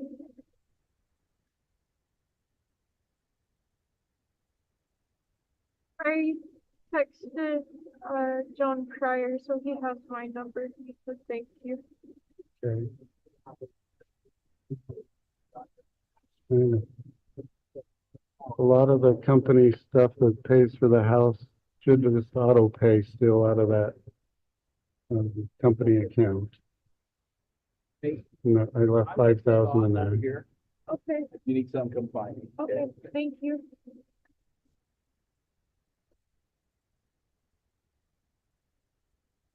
Any other questions you have? I think, well, it sounds like you're not gonna be out in a little Right. while. So I think my landlord texted me just to feel bad for me. I think I'm gonna come over here. That's what I needed you to say, because, yeah, you and Joe and whatever Mark wants to do, he should stay with either you I'll and me. take care of Mark. I'll take care of Lee. That's the car. I will, Dad. They'll take care of me. We'll That- take care of you the best we can. Sorry to interrupt. So keep paying the mortgage out of the company. Okay, No, you can probably set it up though. okay. I'm trying to, it's Wells Fargo. In that same pamphlet. Remember the password. I'll look, But- but I've had a lot of success with mom's stuff, just saying, will you help me? My mom died. I'm pretty sure, will you help me? My dad's in jail. That's the same. It should be paid through July 1st. Okay, And I think the car is paid through July 15th. So you shouldn't have any bills to worry about.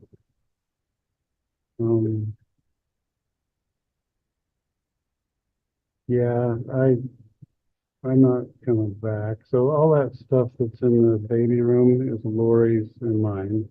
The suitcases you'll see in the box. Just put it in the garage, I guess, after. store it, see what happens. You guys can, yeah, take that mattress from upstairs, I guess, do what you want, put the books back on the shelf. We're gonna make it through. I'm glad we could talk. I'm glad they let you come over. I started crying and Lieutenant Ball went, do you want to talk to him? And I'm like, can I? And he said, he's just over there. Like, oh, that changes things. You probably saw us out there. Yeah, that's right. So,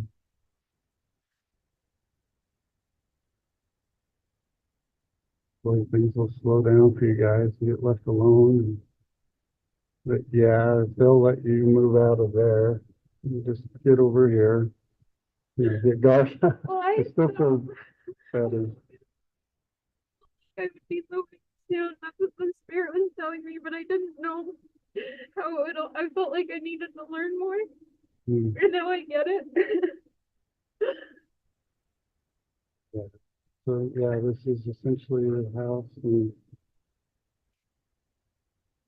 we'll talk to John Cryer about the financial arrangement, but you should be fine for a while. I think long enough to get on her feet.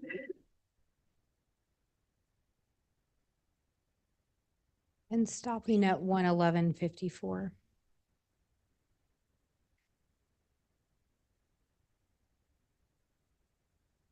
Do you recall this conversation with your dad? Yes, And when you first walked up, your dad didn't ask you if you knew why he was arrested, did he? no, Do you recall a conversation in there about moving a mattress from upstairs and putting the books on the shelves or something along those? yes. Where was the upstairs? It was in the top of the cozy cone. So there was a mattress in there? He had just barely put it there. Typically, no one lived up there. It's like the one time of year that the temperature actually cooperated. There just wasn't room at the house. There's a lot of people living there at the time. So there was an upstairs that had room for a mattress though. Yeah, And there was some talk in there about some cash that he wanted you to have. Do you recall that? yes, And he talked to you about how to pay the mortgage yes, and talked to you about letting you take the car. yes, And prior to that, or around the same time, do you recall him making an $8,000 deposit into your account? yes,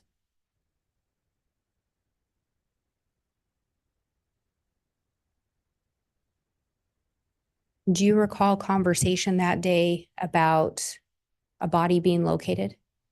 yes. And do you recall then a conversation about a second body being looked for? A conversation with my dad? Yes. Yes. Whose bodies were those? Tylee Ryan and JJ Vallow. I have nothing further. All right, thank you.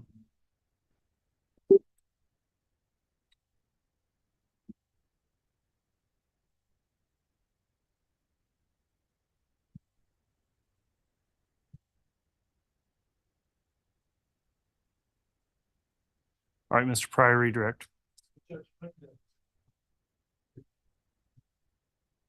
151. Okay, we've got that. We'll have it presented. Counsel, do you want this? I can keep it if you'd like. No? No, sure. Thank you. And Judge, may I publish? Yes. Thank you. On the Elmo.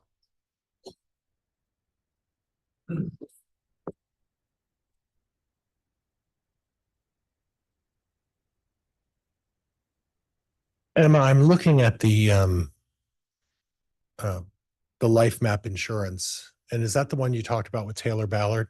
Yes, You previously testified that your dad would sign if he was also applying for coverage. Do you recall that? yes, Could you do me a favor under your dad's do you recognize which one is your dad's signature there? yes, Second one, right? yes. Below your mom's? And would you read starting with spouse's signature? Spouse's signature if applying for coverage. And what did you understand that to mean? Either my dad was applying for coverage or my mom didn't read the directions. But it was your understanding at the time that the decision and the amount of coverage was a decision your mother made at that time, correct? Correct. Okay. Now, the prosecuting attorney, Ms. Blake, talked to you about whether your dad discussed with you where the children were, correct? Yes, Okay.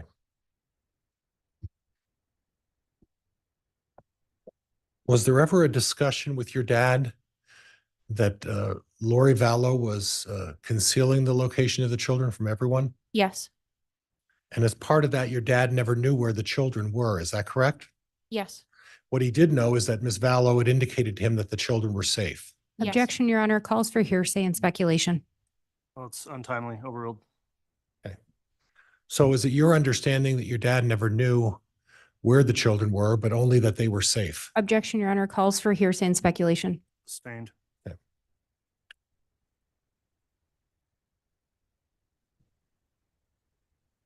I want to talk lastly about one other subject that the prosecuting attorney brought up. She mentioned to you that why you never brought up an issue about your mother getting an autopsy. Do you recall the day that your mother was exhumed? I think it was December 11th, Okay, and then the first time you learned about an autopsy and that your mother had been dug out of the ground would have been on what day? December 13th. So do you think that it would have been practical for you after they conducted the autopsy and dug your mother out of the ground to file an objection or complain? It was already completed. I have nothing else, Judge. Thank you. All right. I will conclude the testimony of this witness then. Thank you for appearing. You can go ahead and step down. Can she be released from any subpoena, counsel? Judge, in the event something comes up during the testimony, I'd like to keep her under subpoena at this point. Okay, and that's fine. You are still under subpoena, so you may be subject to return. You're not subject to the court's order on exclusions, so you can talk to counsel if you have any questions about that. Thank you for appearing again.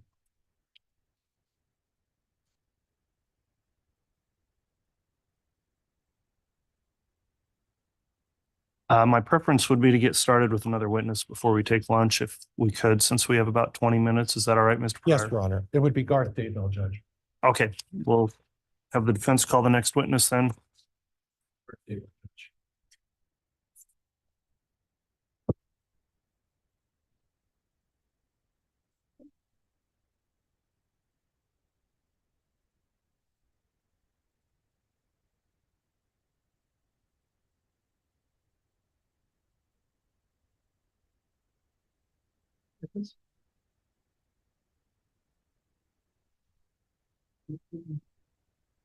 solemnly swear or affirm the testimony you're about to give will be the truth, the whole truth, and nothing but the truth, so help you God.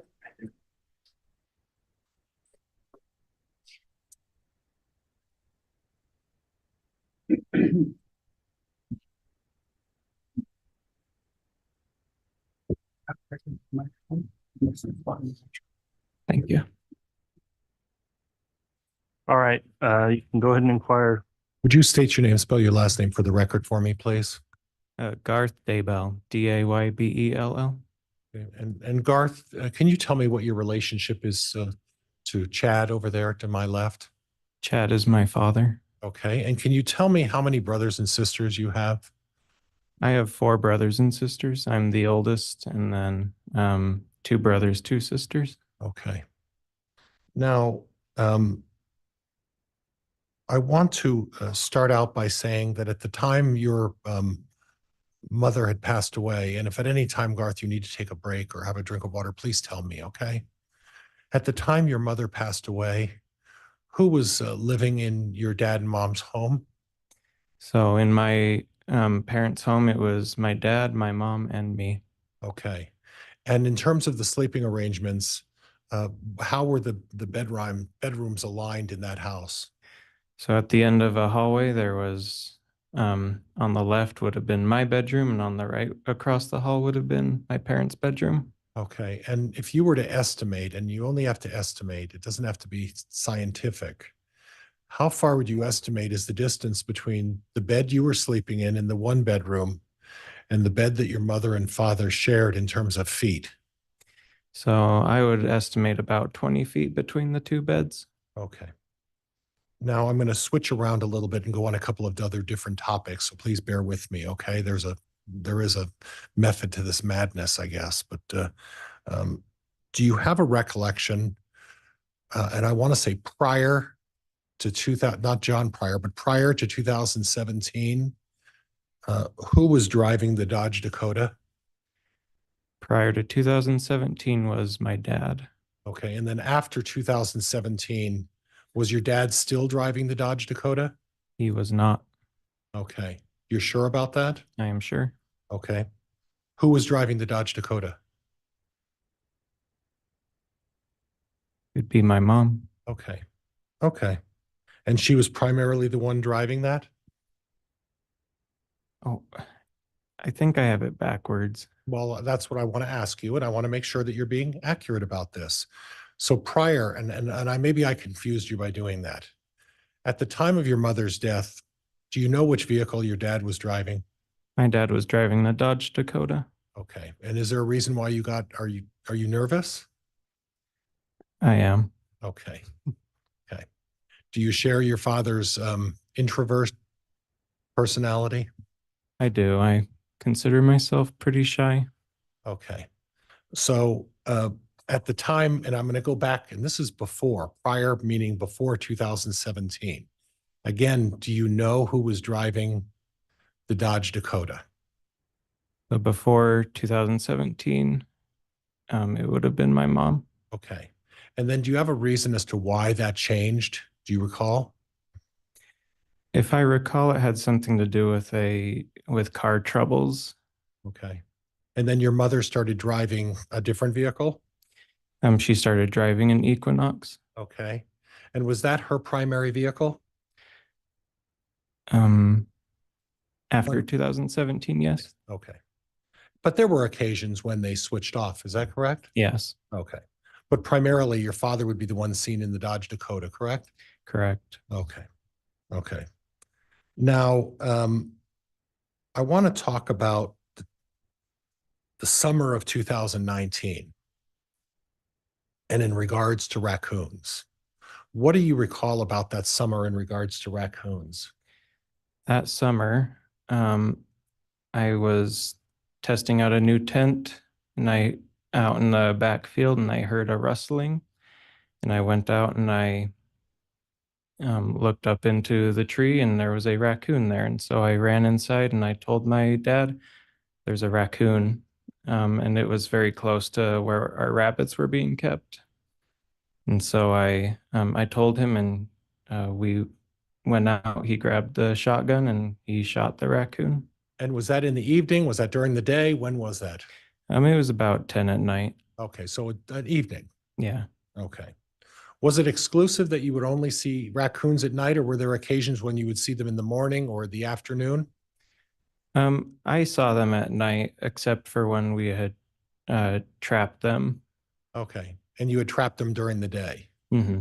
when they were raiding your, what were they raiding? The rabbit hutch, or it was a rabbit pen. We had set up a fence. Okay, so they would come in during the day to go after your rabbit food or rabbits? The food, and we were worried they would go after the rabbits eventually too. Okay. Did you have an occasion to catch other raccoons during the summer of 2019? We did. How many other raccoons did you catch during the summer of 2019? It was 3 or 4, if I remember. And do you have a recollection of approximately where on the property those were buried? We typically buried them in the compost heap behind the silver shed. Okay. Were there other animals that were buried in a different place on the property? Yes. And where would those other animals be buried? Animals that were more of pets, we would bury out near a raspberry patch. Okay. So it would be unusual for your father to put a raccoon in the raspberry patch then. Would that be fair? Yes. Okay. So would he typically tell your mother if he did something like that? Yes. Okay. Was the silver, and what did you call it? The behind the what? Silver shed. The silver shed. Was that getting full at some point? The shed was pretty, or you mean the ground around the shed is where you were putting them in the compost? I would think so. There was a few animals in there. Well, more than a few, correct? Yes. Okay. So at some point you also set traps for the raccoons. Do you recall that? Yes. Who did you get the traps from? Our neighbor, Matt Price. Okay. And at some point, was there issues with the operation of that trap? Sometimes they could get in and get the food without the trap activating. Okay. Okay. Now, and when that happened, would that mean the door wouldn't close, or what would go on there? So the door would remain open, but the food would disappear. Okay. And was that happening throughout the summer? It was. Okay. And eventually, did you catch that big raccoon? There were so many, I don't remember. Okay. And at some point, I apologize to interrupt. There's just an issue I want to bring up briefly on a sidebar here.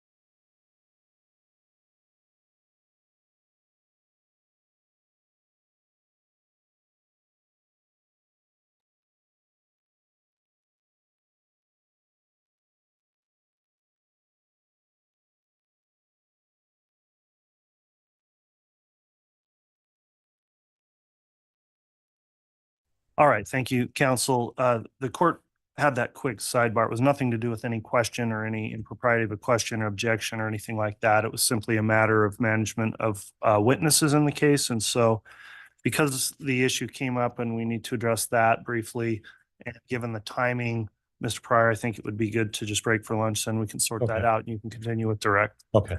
So we'll go ahead and take the lunch recess. We'll take an hour. So if we can come back on just before 1 o'clock, that will be when we'll resume. Thank you. Mr. Daybell, are be advised not to talk about the case or meet with anybody regarding the case as well, okay? Yeah, while you're under oath, don't discuss your testimony or talk to anybody else about how you're going to testify between now and when you return, please. Yes. All right, thank you. All right, please.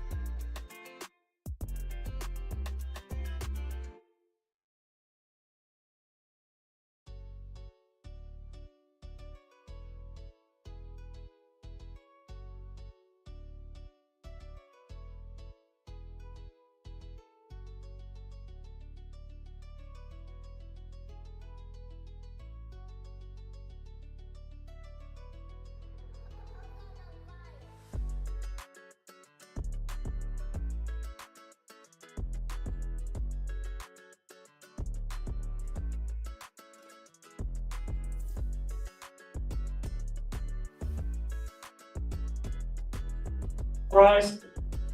District Court's again in session. All right, thank you. Please be seated.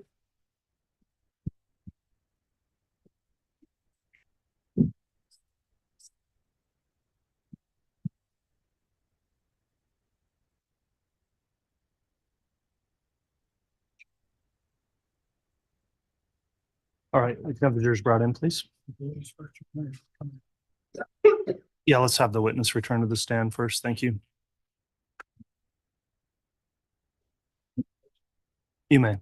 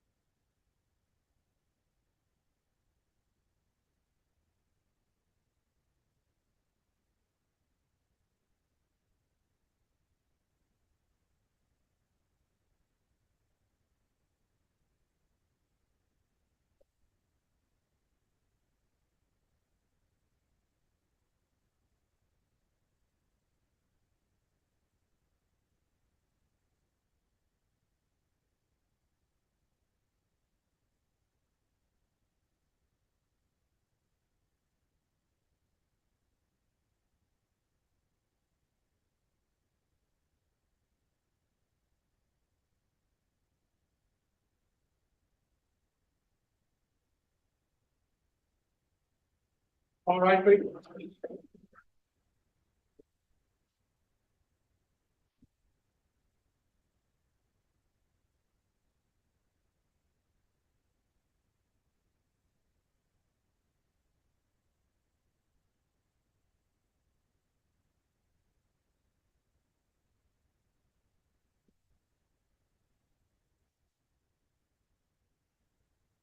Please, all President Counter for your honor. Thank you. Please be seated.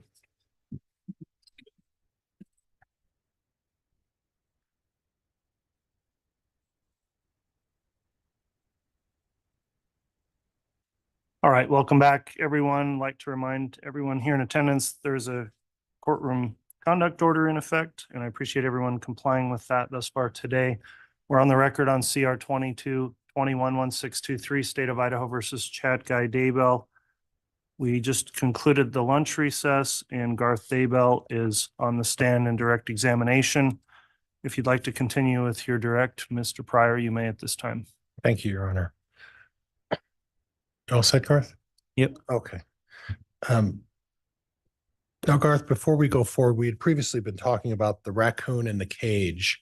But before we go forward, how many times prior to today have we spoken together? I think no more than 3, Okay. including today. Okay. If you include today, we did speak yesterday for a brief time. Is that correct? Yes. Did I tell you anything to say, or did I encourage you to testify a certain way? No. Did I give you any advice of any kind? The only advice given was to just tell the truth. Okay. And you're prepared to do that today? Yes. Okay. I want to talk about the September 9th of 2019. Do you recall that? I think that if I recall correctly, that's the day that I drove home. Okay, and about what time did you get home that day? So I got home from work about a little after 4 because that's when my contract hours ended. And so it'd take about 20 minutes to drive home, and I pulled into the back driveway. Okay, and hold on a second. I guess I didn't cover this very well. You are currently employed as what? I'm a 8th grade science teacher, And where do you teach? Madison Junior High in Rexburg. Okay. And at the time in 2019, were you working as an 8th grade science teacher? I was. Okay. And did you have another job as well? That October, I worked as a scare person at a local haunted house. Okay. Okay. So on the date of September 9th of 2019, you had testified that you were just getting home. Is that correct? Yes. Did you have an occasion in that, and that was it late afternoon or evening? Do you recall? It was late afternoon. The sun was still up. Okay. Did you have an occasion to talk to your father? I did. As I pulled in, he came up to me. He was in work clothes and All right. Now hold on. When you say close, what does that mean? yard work. Okay. And he sounded very excited. He said, "Hey, Garth, I killed another raccoon." Okay. Was that the raccoon that you folks were having difficulty with that was breaking out of the cage? I believe it was. Okay. And did he express that to you that he finally got that raccoon? He did. Okay. And then at that point, did he show you where he buried that raccoon? He showed me that it was buried behind the silver shed. Okay. Okay. Did he ever say to you that he buried a raccoon in the pet cemetery? Objection, Your Honor, calls for hearsay. Sustained. Okay. Now, are we confusing the raccoons? You know that you buried some in the silver shed. Is there possibly that some were buried in the pet cemetery? I think, or they were all buried behind the silver shed. Okay. Now, we talked a little bit with your sister about your mother's health issues. What concerns did you have about your mother's health? I was concerned that she was getting tired extremely easily, that she would work extremely hard all day and then just come home and collapse. Okay. And did you ever encourage her to seek medical help? I did. She had hurt her arm, and I wanted her to go get it looked at. She was trying to rub this bruising ointment on it. Okay. She refused to go. Okay. At some point, she did go to the doctor for the injury, however. Do you recall that? I don't recall the exact time that happened. Okay. Were there other issues that you had concerns about your mother's health? We worked in the yard together a lot, and I was her muscle. She would direct me where to dig and move stuff and cinder blocks and garden things, and yeah, she had a hard time doing those heavier things. And why do you say she had a hard time with it? She would get really winded really easily. Okay. And is that something that happened in the last year of her life, or was that the entire time that you knew her? I would say it became increasingly more towards the end of her life. Okay. Okay. Were there any other concerns about any sort of other medical issues of her being able to keep her balance or anything like that that caused you concern? She would have fainting spells. And how often would that happen? It was usually after she'd been kneeling for a while. Okay. Was there ever a discussion in your family about her having some difficulty in the temple with kneeling? Yes. What was that concerned? Objection, Your Honor, this calls for hearsay. Sustained. Okay. I want to go back to the incident with the paintball gun and your mother. Do you recall that day? I do. It was approximately the 9th of October. Is that right? Yes. Okay. Do you recall where you were at that point? I was on the couch. Okay. Who was home at that point? It was me watching TV, and my dad was working on the computer. Okay. And then at some point, did your mother come home? She did. And how did she approach you when she got home? She came in really panic stricken, saying someone had attacked her. Okay. And did she say with what? She said with a paintball gun. Okay. Did you have a discussion with her prior to taking any action? So when she said that, I was filled with rage and I wanted to go find whoever had done this. And but before I chased after someone with a gun, I said, "Are you sure it was a paintball gun?" Okay. And she said, "Yes, it had the thing on top." The thing on top. What do you mean the thing on top? Um, I, I think she was referring to the hopper on top where you put the paintballs. Did she specifically identify a hopper on top of that gun? She did by showing me a picture on the computer and pointing to the hopper on the picture. Did she Google a picture She did. and she showed you the picture on the computer? Yes. Now I want to go with one other topic. At some point, your father and your mother and you were there. Is that correct? Yes. And were all of you looking at this image on the computer? Yes. Okay. And then an officer by the name of Coulter Cannon showed up at that point. Do you recall that? I do. And at some point, did you or your father and mother show Officer Cannon the picture of the paintball gun on the computer? We did. And who was present when that took place? I believe it was my mother, my father, and me and the officer. Okay. And is there any doubt that you showed the officer the image on the computer? There's no doubt in my mind. Okay. I'd like to move on and again, if at any point you need to take a break, you let me know. Or if you need some water or if for some reason you let I'll me know. take a quick sip. Okay. I want to talk to you a little bit about the evening of October 18th. Okay. And that was the evening before your mother passed. Yes. Okay. You were working that day and you mentioned something about in October, you were working at a scare what? So there's a local haunted house in Teton, Idaho, which is about 20-ish, maybe half an hour away from where I lived, and a seasonal attraction that I would go work. I'm dressed up in a costume to scare people. Okay. And at that point, did you have an occasion before going in to do that to come home Come home from, your first job? yes. And walk me through that as to what after you got home from work from the first job, what did you do next? So I came home and mom usually came home before me, if I remember correctly. Okay. And she told me, "I just don't feel good today. I don't want to cook tonight. Can you go get some McDonald's for us?" Now that's a long way to a McDonald's, is it not? Well, I mean, we're used to driving into town for various things. So So then what town did you drive to for the McDonald's? Rexburg. Okay. And forgive me, I don't recall if there is a McDonald's in Rexburg. And there's two. Oh, okay.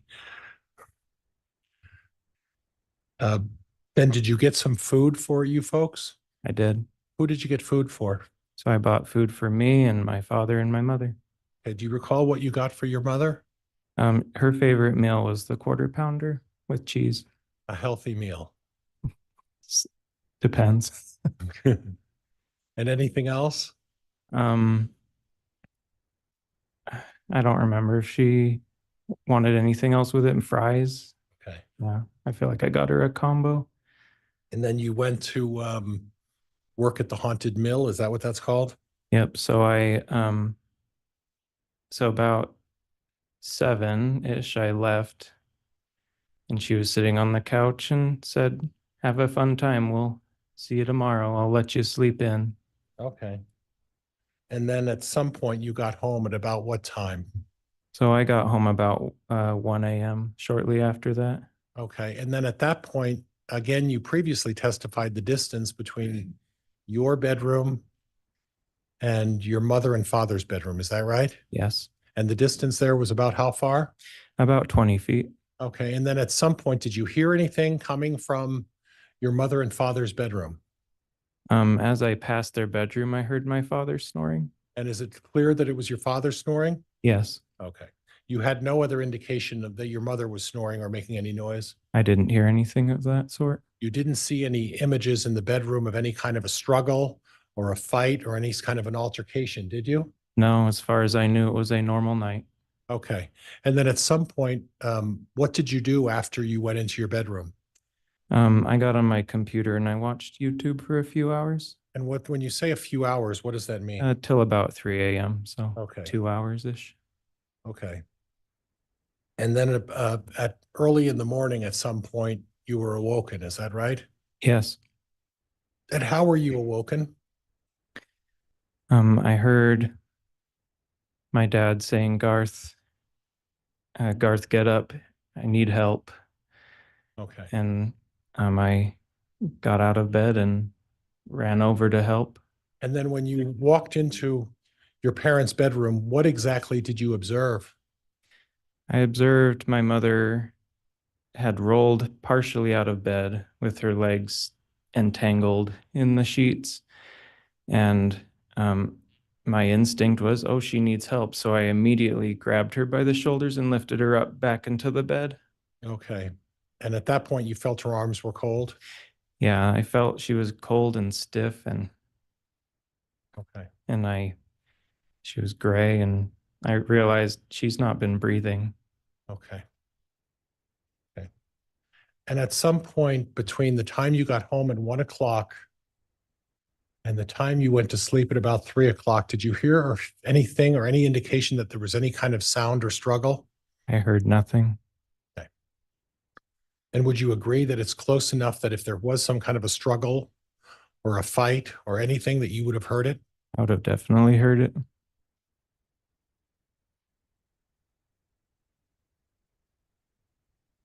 Were you present with the discussion with the Flams about when to have the funeral? I was. And what do you recall of that conversation?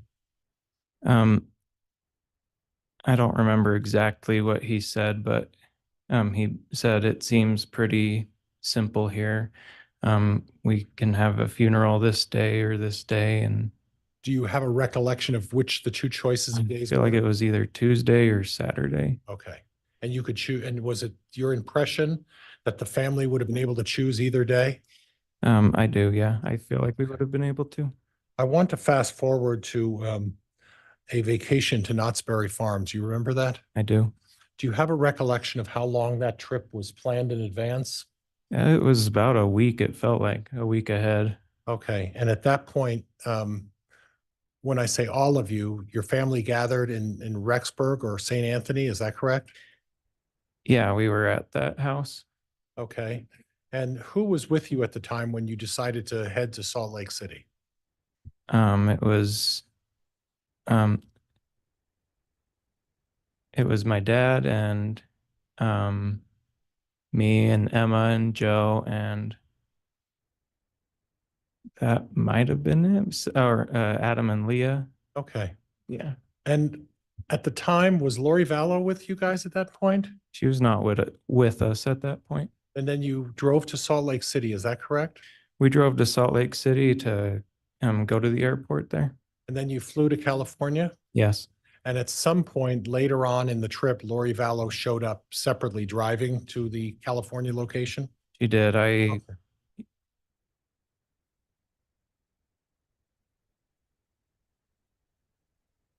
I want to talk to you a little bit about how you discovered that they exhumed your mother's remains. Do you recall how you were able to discover that? I first heard about it from my sister, Emma. Okay. At any point, did any law enforcement officer ever reach out to you or to your knowledge, anyone in your family to advise you that they were going to dig up your mother? No one contacted us. It was a complete surprise. I want to talk to you a little bit about May 7th of 2021. Do you recall that day for some reason? I do. And what happened on that particular day? It started out as what was going to be a normal school day, and So I want to stop you there. When you say a normal school day, would that be a day that you were going to teach school? yes, I was going to go and do my job. Okay, what transpired on that particular day? I went out to the driveway to my car and there were several law enforcement vehicles across the street and several officers got out and surrounded me and insisted that I go with them. Okay, do you recall the names of the officers and which agency they were with? I remember that Detective Ball was there and Detective Ron Ball? Ron Ball, Okay, Detective Hermosillo, that's Ray Hermosillo. Hermosillo, and then I called him Vinny Kaikamanu. Would that be Officer Kai Kamano right That here would- in the gray suit? That would be him. He was one of those that showed up at your house? Yes. Okay. And at that point, what transpired? I told them, "Do you have a warrant?" And they said, "No, but you need to come with us anyway." Did they give you any choice? I felt like I had no choice. And then what transpired next? They drove me to the police station. They confiscated my phone. Okay, was anybody with you at that point? At that point, no. Did you later learn that they also took custody of somebody else? Yes, they had then gone up to the door. Objection, Your Honor. Move to strike that question. It mischaracterizes the testimony. Sustained. Okay, what transpired after they took you into custody? Objection, Your Honor, again misstates the testimony. Move to strike. I'll rephrase, Judge, I'm sorry. After the police officers told you that they were going to take you, what transpired next? I was taken to the police station, and then I saw that they had also detained my wife and brought her in a separate car. Were you two kept together in the same room? We were kept in separate rooms the entire time. And when you say the entire time, how long did they keep you in the separate rooms?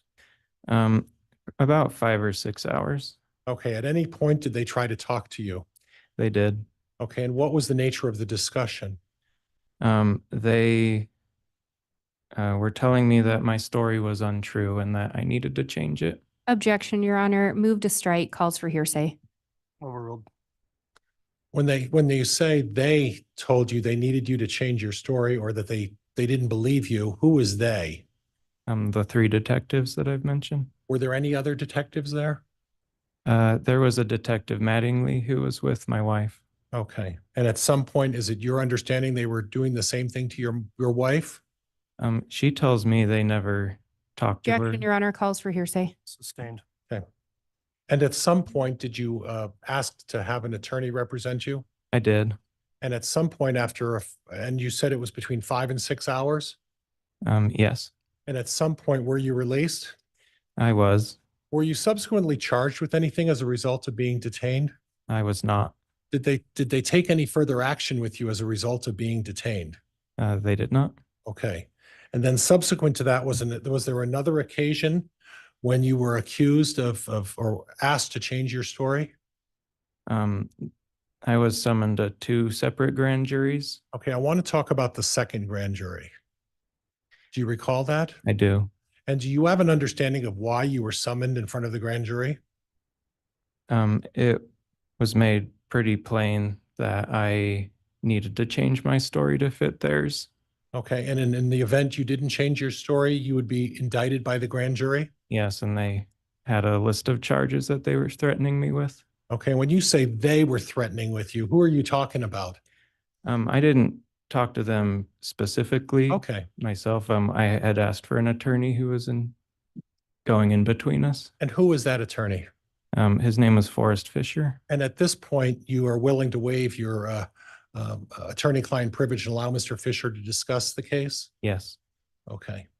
And your understanding of going in front of the grand jury is that you were going to be indicted unless you changed your story? yes. And do you know what prosecutorial agency was attempting to do this to you? I believe it was Fremont and Madison counties. Okay, and at that point, did you testify in front of that second grand jury? I did. Okay, now before you testified in that second grand jury, you had previously testified in a grand jury that was related to your father, is that correct? Yes, And at that point, you told us what you believed was your version of the facts of this case, correct? correct. And at the second grand jury, they brought you in and the focus of the second grand jury, did you understand that to be you being charged with a grand jury offense? It, I understand that it was that way. I felt very, I was feeling extremely pressured. Pressured by who? The prosecutors. And at some point you testified in front of the grand jury, is that correct? Correct. Did you tell relatively the same story to both grand juries? I told the identical story. At any time, were you ever indicted by the second grand jury brought by the prosecuting attorneys against you? I was not. Okay. But you felt that at that point, the purpose of the second grand jury was to try to threaten or persuade you to change your story. Is that correct? Yes.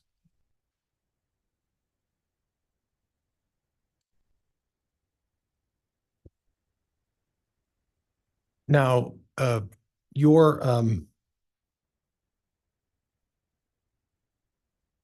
faith is you're of the LDS faith. Is that correct? That is correct. And how would you characterize? Let me put it this way: would you agree that your faith is maybe different than your father's? I believe I interpret it differently. Okay. How would you describe your father's faith? I would say it's more traditional, meaning closer to the way it was 100 years ago. Okay. And you've had discussions with your father over the years regarding his faith. Is that correct? That is correct. Did he ever talk to you about a plan or a plan that he had in place? He had Objection, Your Honor, calls for hearsay. Sustained. Judge, I'm not asking him if he said, I asked whether there was ever that discussion. It's not hearsay, I don't believe, Judge. It's sustained. Okay. Were you aware that your father had beliefs about the 144,000? I do. Okay. Was there any discussion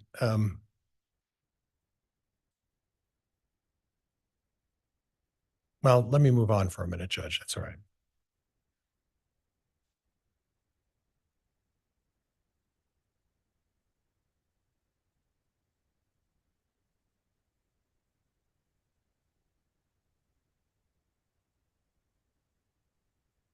When you talk about the differences between your religious faith and your father's religious faith, can you identify some of the differences that you believe? You believe you're of the mainstream LDS faith. Is that fair? Yes. And you testified previously that your father's more traditional or fundamental or more traditional, I guess. Yes. And what would be the differences that you identified as differences in interpretation? Well, I teach and believe in evolution. Okay. I teach that to my students. Okay. I teach that the Earth is 4.5 billion years old, as opposed to 6,000. Okay. And do you share your father's views on light and dark? Partially. Okay, and explain that to me a little bit. Light and dark to me mean like good and evil, good and bad, opposing forces. Okay. Okay. And did your mother and father share similar views of fundamental LDS faith? They did. Okay. And your mother shared your father's beliefs to your knowledge of this light and dark?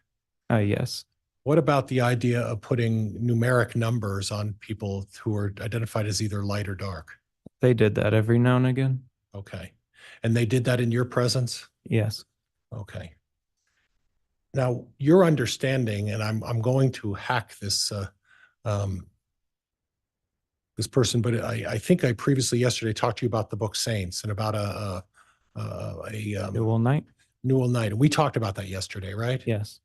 And in that situation, there was a casting of a sword, correct? Yes. And who was doing the casting? That was Joseph Smith. And who was he casting?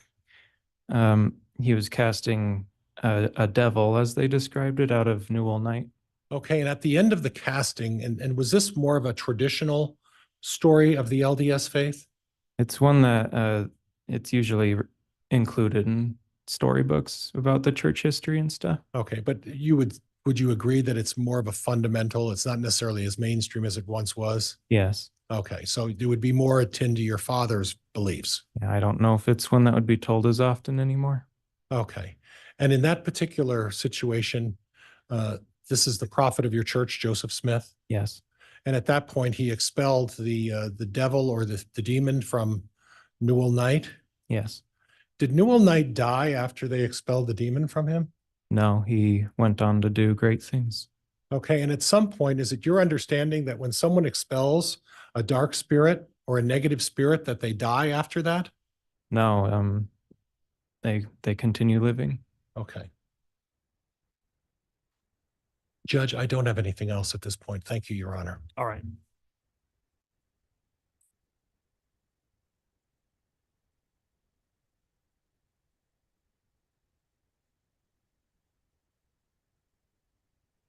When you're ready, cross-examination, Ms. Blake.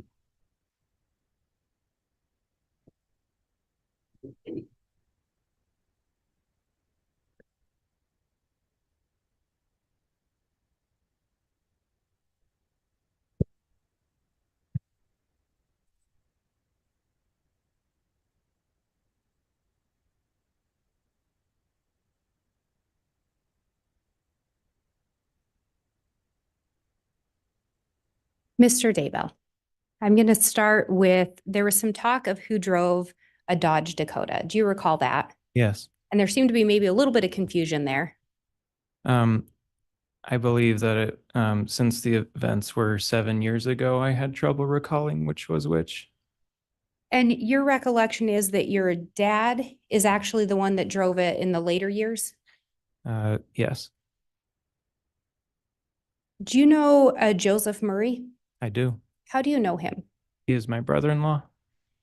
Why would Joe Murray in 2019, October of 2019 to be exact, would it surprise you to learn that he referred to the truck as your mom's? I hadn't heard of that.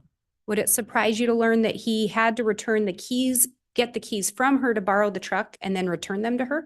I hadn't heard of that. So your mom did in fact drive the Dodge Dakota, at least at times? She did on occasion.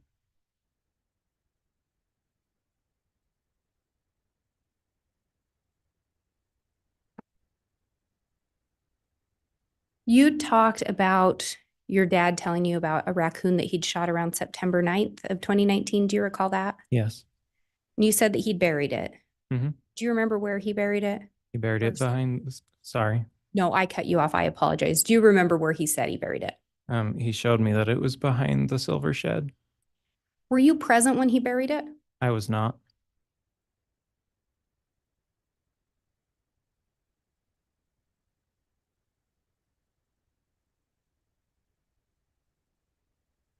And you talked about having some concerns about your mom getting winded. Do you recall that? Yes.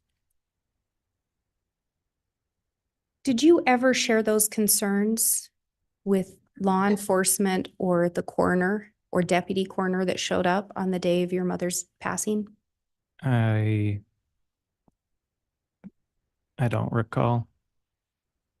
Did you ever share those concerns with law enforcement? I wouldn't have considered losing your breath to be something law enforcement would be worried about. At some point, did you learn that an autopsy was going to be conducted on your mom? I did after I had learned she had been exhumed. And even with an autopsy being performed, you didn't think that it might be something law enforcement would want to know? I assumed they would find it.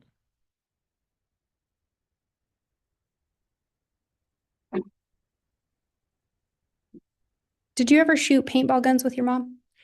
I did not. Did you ever see her with a paintball gun? I did not. Did you ever see her with an assault rifle? I did not.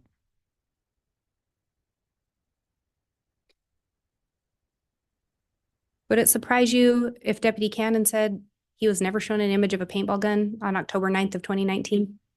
It would, because he was there.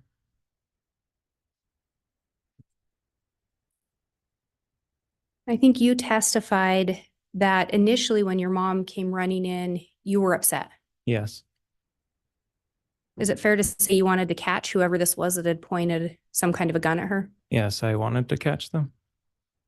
When you ran outside, did you see anyone? I did not. It was so dark that I couldn't. Yeah, he could have been anywhere. And you said it was so dark that night?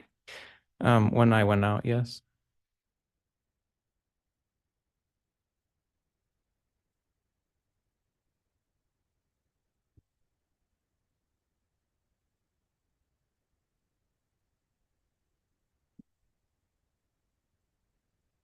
And you were asked about the events of October 19th of 2019 from council. Do you recall that? Yes. I want to back up a little bit. Do you recall when you got home from work? It was a little after 1. And what did you do when you got home from work? I pulled into the driveway, went in the house, and got ready for bed. And then, as I said earlier, I watched YouTube for a few hours. Did you see either of your parents when you got home? They were both in bed. And how did you know they were both in bed? I saw their forms, their shapes in the bed as I passed by their room. Did you go in and talk to them? I did not. They were asleep. You say they were asleep, but did you actually go in the room? I assumed they were asleep. So 2 bodies lying in the bed. Yes. Anyone else in the house when you got home? It was just us.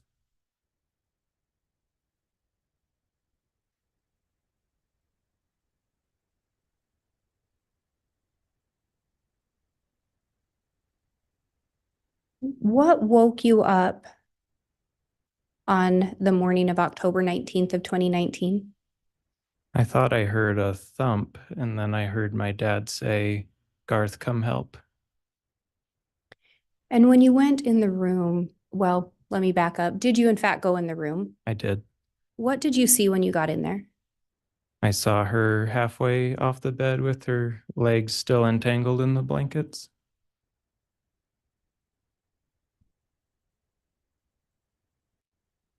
And what action, if any, did you take at that time? I immediately thought she needs my help, so I lifted her immediately back up into the bed.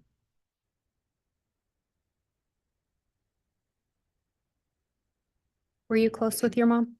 Extremely close.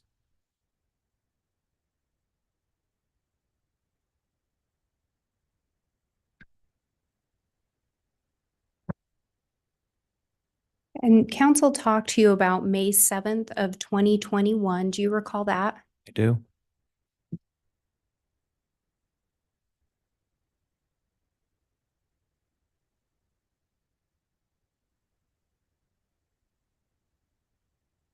Do you recall law enforcement actually knocking on your door? I do not. They waited till I was at my car.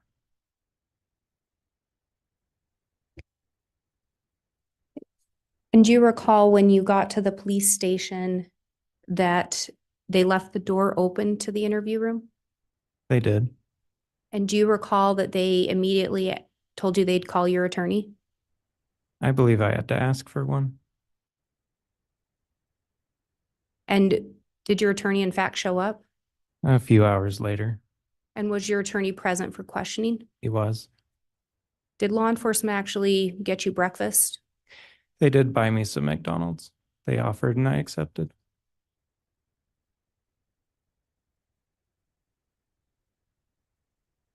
And prior to May 7th, had you had a meeting with law enforcement where they had talked to you about the results of your mom's autopsy? Yes, Detective Aikamanu and a FBI agent came to my classroom after school. And when they talked to you, were you willing to hear them out on the results? They did tell me the results. And do you recall on May 7th going over that autopsy again? I did not. Do you recall one of the detectives telling you that your mother's death Sustained.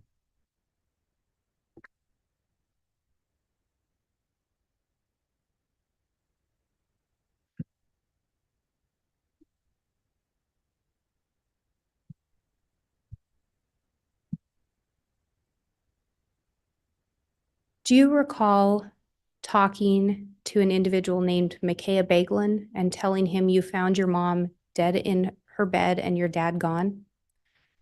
I don't recall talking to him about that.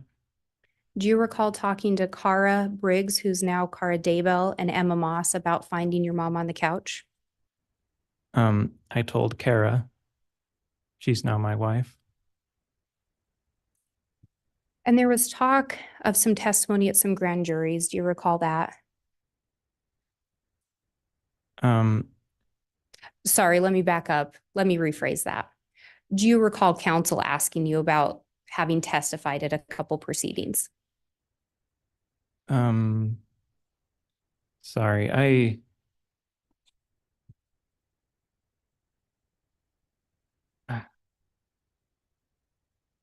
was I don't quite know the rules, but when you were talking to me about Kara and Emma, can you repeat that question? I don't know if Yes. Do you recall telling Cara and or Emma about finding your mom on the couch? I did not tell them that she was on the couch. Do you recall having talked to one or both of them? I do. I had told them that the night before I had seen her on the couch as she said goodbye to me. And if they were to say something different, would that surprise you? I mean, I've heard that before.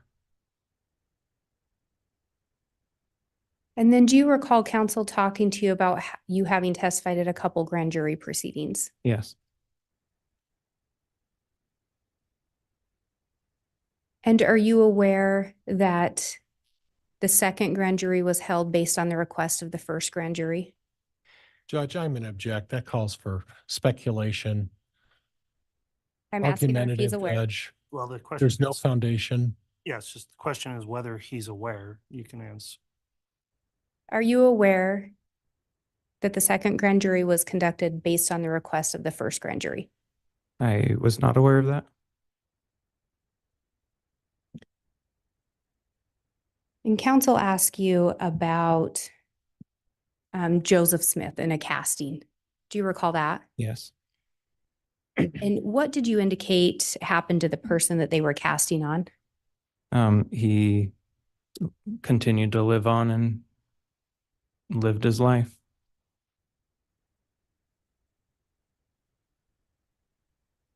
Are you aware of your mom having been designated as being possessed?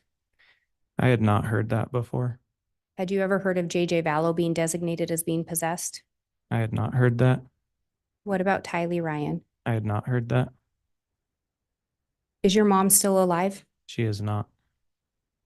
Do you know where the remains of Tylee Ryan and JJ Vallow were located? They were found in the backyard. And when you say the backyard, whose backyard? My father's. I have no further questions. All right.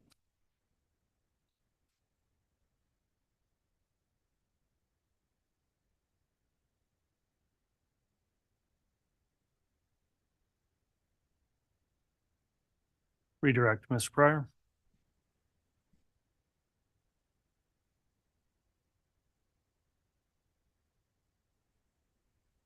Garth, regardless of what the first grand jury may or may not have believed, did you understand that the second grand jury was convened to determine whether or not you were being untruthful in any way and whether you should face perjury charges?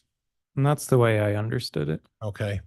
And again, who brought that grand jury against you? Objection, Your Honor, asked and answered. Sustained. Okay. And your recollection and your belief is that you were not indicted by the grand jury, correct? That is correct. And did you feel like that someone was trying to intimidate or threaten you to change your testimony? I do, yes. And who would that be? Madison and Fremont County. Okay.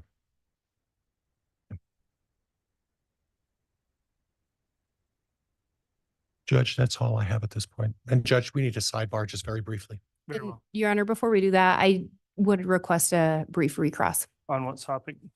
on the topic of the furtherance of the grand jury and what he believed. Just on that very narrow topic, Ms. Blake, I'll allow that and we'll have the sidebar after that. Thank you.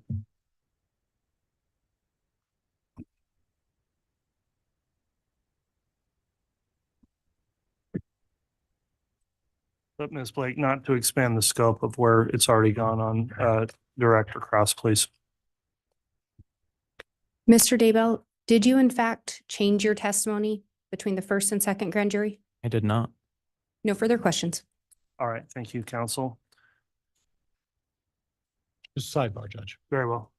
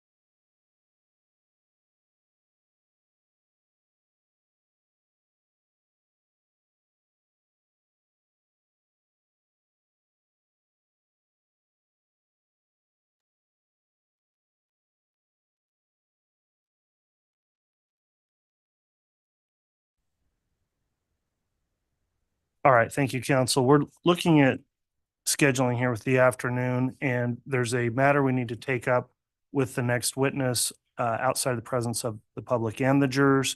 And I understand it will be a fairly quick witness after that, and the matter won't take long, but we do need to do that on the record. And so we're going to arrange a spot to meet with the witness and counsel outside the presence of the courtroom.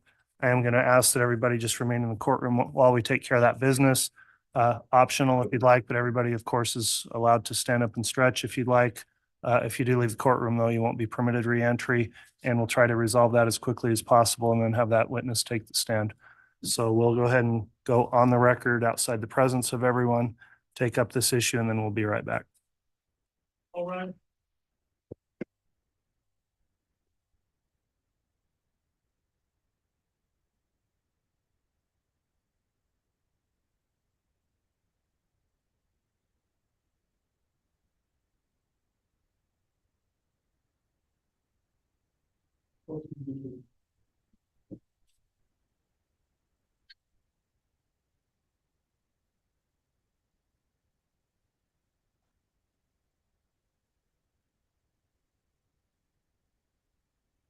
What do we think about Garth Daybell's testimony? Was he lying? Is the prosecution going to go back and show that between the first grand jury and the second grand jury, his testimony changed? And then if he's committing perjury, will he be indicted for that? What's your opinion? He seemed really cagey. All of his answers seemed very cagey to me. Yeah, I don't like saying that, oh, I can tell someone's, but he totally felt like, not that he was lying, not answering. Yeah, like I don't recall. Well, I don't recall is fine, but that wasn't the question. The question wasn't, remember this. The question, would it if this was found out? He would say, I don't recall. Yeah. So Yeah, Miss Blake is awesome. And so we were just saying too that if Chad Daybell testifies, Miss Blake is going to crucify him, completely crucify him. yeah, and if I was his, do not get on this. Don't testify, because she definitely will crucify him. I'm actually surprised. Well, so what we learned is that because Garth, in the testimony with the defense attorney with Pryor, he said, if there was a struggle in the other room, would you be able to hear it? And he said, yeah, absolutely, which is true because their bedrooms were across from each other. But then when Miss Blake got up there, she said, what time did you get home? And he said 1 o'clock. So he wasn't even there when Alex and Chad murdered her, allegedly. So I think they tracked Alex's phone there at like 10 o'clock, and he wasn't even there. So he would have just seen, like Miss Blake said, 2 bodies in a bed. That means Chad was lying in the bed with his dead wife until the morning. Oh my God. And I think he kicked her off. And then he kicked her off early to wake up Garth to set the stage. Oh, that's so chilling. Can you? This guy is so gross and creepy. I mean, if he might not have. Well, he wasn't there. That's the thing. Garth was at his other job. He was at where was he? He was at a Halloween. He was an extra at a Halloween show or something. Like one of those haunted houses, you go through. So that's where he was. He didn't get home till 1 o'clock. They've already proven that Alex's phone was in the vicinity at 10:45 p.m. So he wasn't there when it happened. I think they're scared of him, and they're conditioned, and they've been controlled by him for so long that they're not able to think independently. They keep secrets. They're good at keeping secrets. So, When I said that's when that smile. Yeah. Yeah. That was really creepy. He's a creepy guy. Yeah. So Anna thinks he's not going to testify. Yeah, like I said, whether or not we feel like, I mean, I would love to see it. I would love to see it. Mm-hmm. If I was his, No way. no. But if Chad is trying to prove a point, then he might testify. Still think I got 50-50 as that era of. Yeah. Well, they hate Hermosillo. I mean, Detective Hermosillo, they labeled him as 7.2 dark. Yeah, there was no McDonald's and Yeah. carrots. Mm-hmm. It was no, it was like potatoes and that's right. potatoes and peanuts.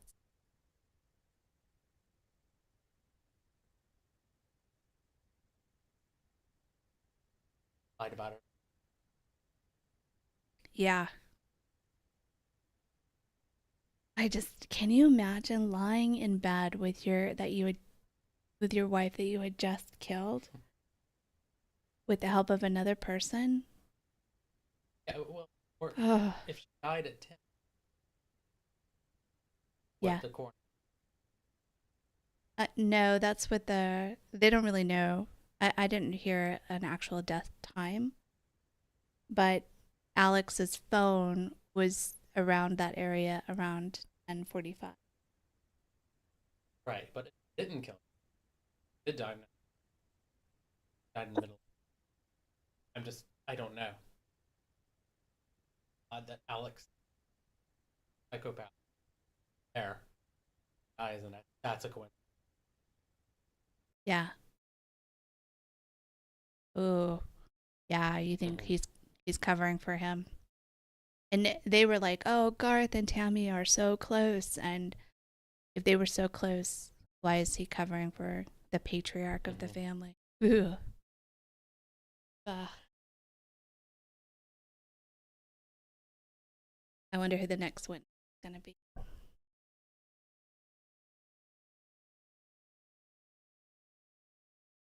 That would be awesome, right? That's how it is in the movies.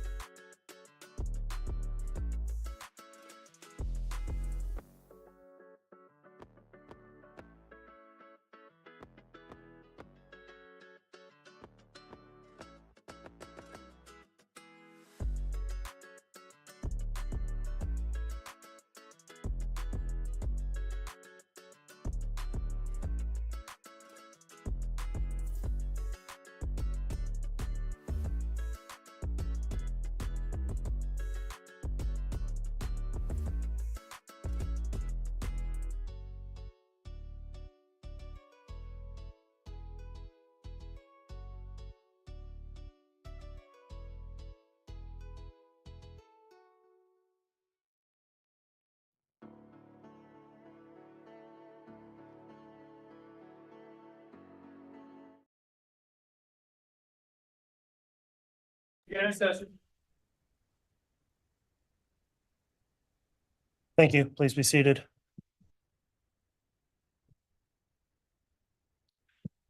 Very well. At this point, then I believe the testimony of the witness has concluded. Is the defense intending to keep the witness under subpoena? No, Your Honor. I don't know if the state had him under subpoena or not. The state also had a subpoena. We would release Mr. Daybell as well. Okay, thank you. That concludes your testimony. You can go ahead and step down.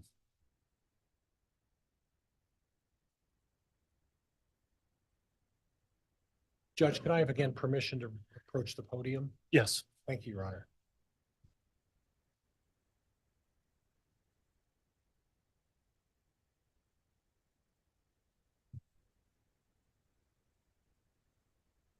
All right, Mr. Pryor, you can call your next witness. Defense would call Forrest Fisher. Very well.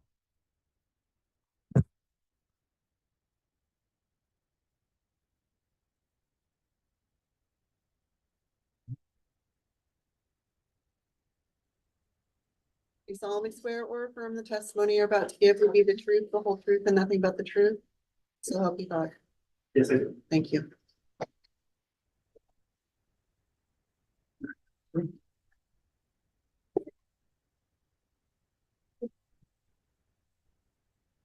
I speak directly into the microphone.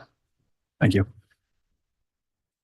May I, Judge? You may, you can Would you inquire. state- after. Would you state your name, spell your last name for the record? Thank you. Yes, William Forrest Fisher. Fisher is Fischer. Mr. Fisher, how are you employed? I am an attorney with Molten Law Office in Driggs, Idaho. Okay, and you're licensed to practice law in the state of Idaho? I am. Did you have an occasion in December of 2021 in regards to a client by the name of Garth Daybell? I did. What was the nature of that representation? As part of my employment, my office contracts out with Fremont County to do contract public defense work. And so under that contract, I was asked to come down to St. Anthony to the Fremont County Courthouse to represent Mr. Daybell, who at that time was under a grand jury testimony situation. Was it a grand jury indictment against Mr. Daybell? Or proceeding? It was a proceeding. Okay, and the distinction is that a grand jury is summoned and they hear testimony, is that right? I believe so. This was actually my first encounter with a grand jury. Oh, okay. Lucky you. Yes. And at that point, were you aware of what charges were being attempted to be brought against Mr. Daybell? I was not, nor that I can't really recall it this time. Okay. But you do recall that it was Mr. Daybell was the focus of the grand jury? Mr. Garth Daybell, yeah, that is correct. That's Okay. correct. And you don't have any recollection of what the underlying facts were about why he was brought in front of the grand jury? Not specifically. It was a long time ago. I can't really recall. I do recall at that time he had actually previously testified in front of the grand jury. And when I was brought in, the grand jury had some follow-up questions, and that's what I was called in to assist him with during that time. So you don't remember if this was a second grand jury that was convened? I believe it was the second time they called him in. I'm not sure if that was a completely separate grand jury. I believe it was the same grand jury, but I can't really recall. You're not sure about that? That's correct. Okay. Is it possible that it was a second grand jury convening against Mr. Daybell for perjury? Objection, Your Honor. Asked and answered calls for speculation. Sustained. Do you have Oh, it was any already recollection of perjury. the advice that you gave Mr. Daybell at that point? Some. At that time, I had come in and Mr. Garth Daybell had some questions. He was concerned, given the fact that they had asked him some questions and he had previously testified. And so I consulted him as a defense attorney to answer only the question that was being asked, and that if he wasn't quite sure, that he could take the time to confer with me. I was not in the grand jury. I wasn't observing it. I was sitting outside of the courtroom. And I told him that if he ever needed to take a break, he could come talk to me. We could talk about the situation and go from there. Beyond that, I told him not to talk to the press anymore. Okay. And at this point, you don't have any distinct recollection as to why you were there or what you were doing, is that right? I was there to advise him on giving testimony in his follow-up grand jury questioning. And my role as a defense attorney, and I believe in talking to Mr. Daybell at that time, was to ensure that he did not get himself into any trouble by possibly committing perjury or not remembering something quite correctly.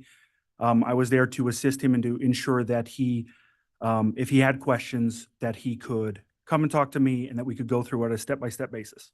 Do you recall ever telling Mr. Daybell that this was a trap designed to catch him? I don't recall ever saying that, though that would possibly be something that I might have said. I don't recall specifically. Okay. As a defense attorney, that's always something that we're concerned about, is that if they've previously testified on something, that if they're called to testify on the same thing again, that there is the potential as a defense attorney to potentially cross yourself. And so to watch out for that. And your understanding is the focus of the grand jury wasn't about Chad Daybell. It was solely about Garth Daybell and his previous testimony. Is that correct? That is correct. And at this point, your understanding is that grand jury did not indict Mr. Daybell for any kind of perjury charge. Is that correct? That is correct. Judge, I have nothing else. All right.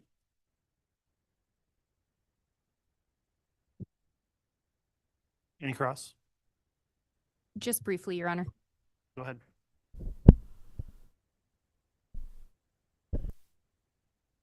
Mr. Fisher, it was your understanding then that it was the same grand jury with some additional questions? I don't really, I presume, but I didn't know for sure. And at the end of the day, you provided legal advice to your client, correct? That is correct. And he testified in that second proceeding, That is correct. and there was no indictment. That is correct. I have no further questions. All right, thank No you. follow-up, Judge. Very well, that'll conclude the testimony. Mr. Fisher, thank you for appearing. Thank See you, Your back Honor. in Driggs someday. All right. Thank you. I have cases out there as well.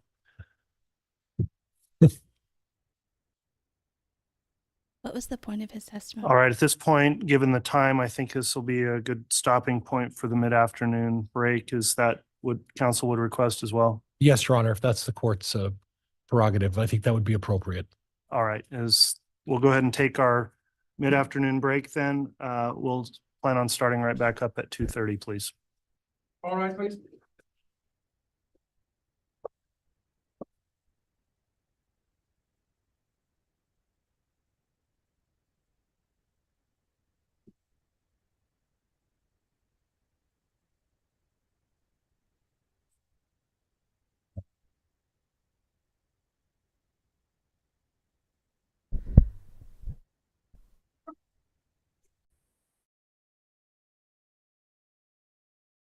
They're trying everything.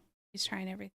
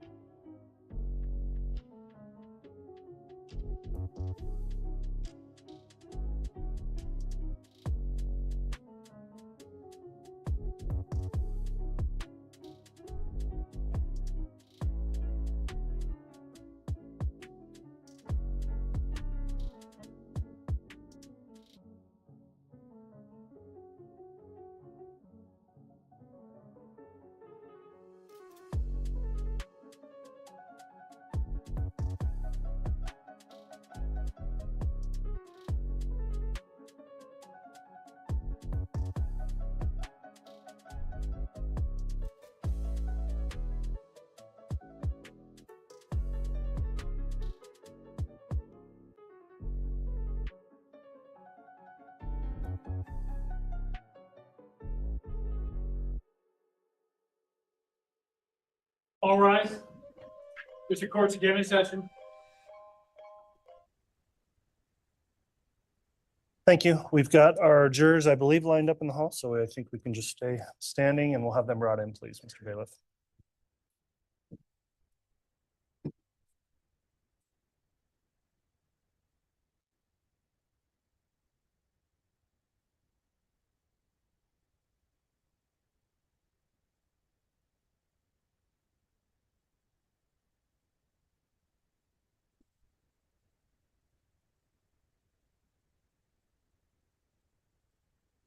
All right, please.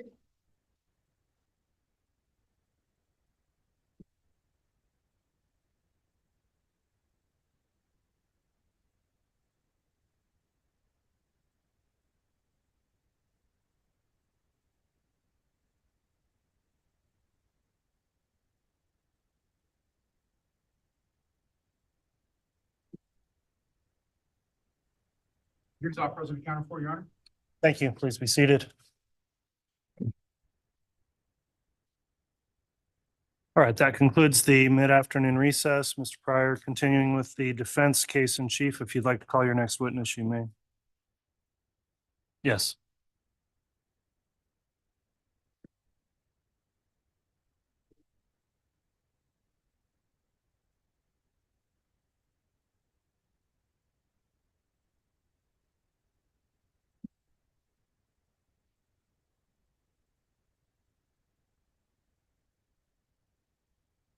Do you solemnly swear or affirm the testimony you're about to give will be the truth, the whole truth, and nothing but the truth, so help you God?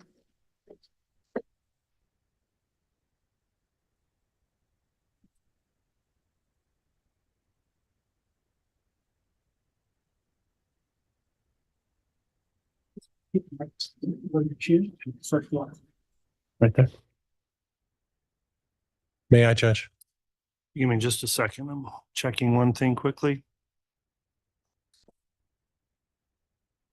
All right.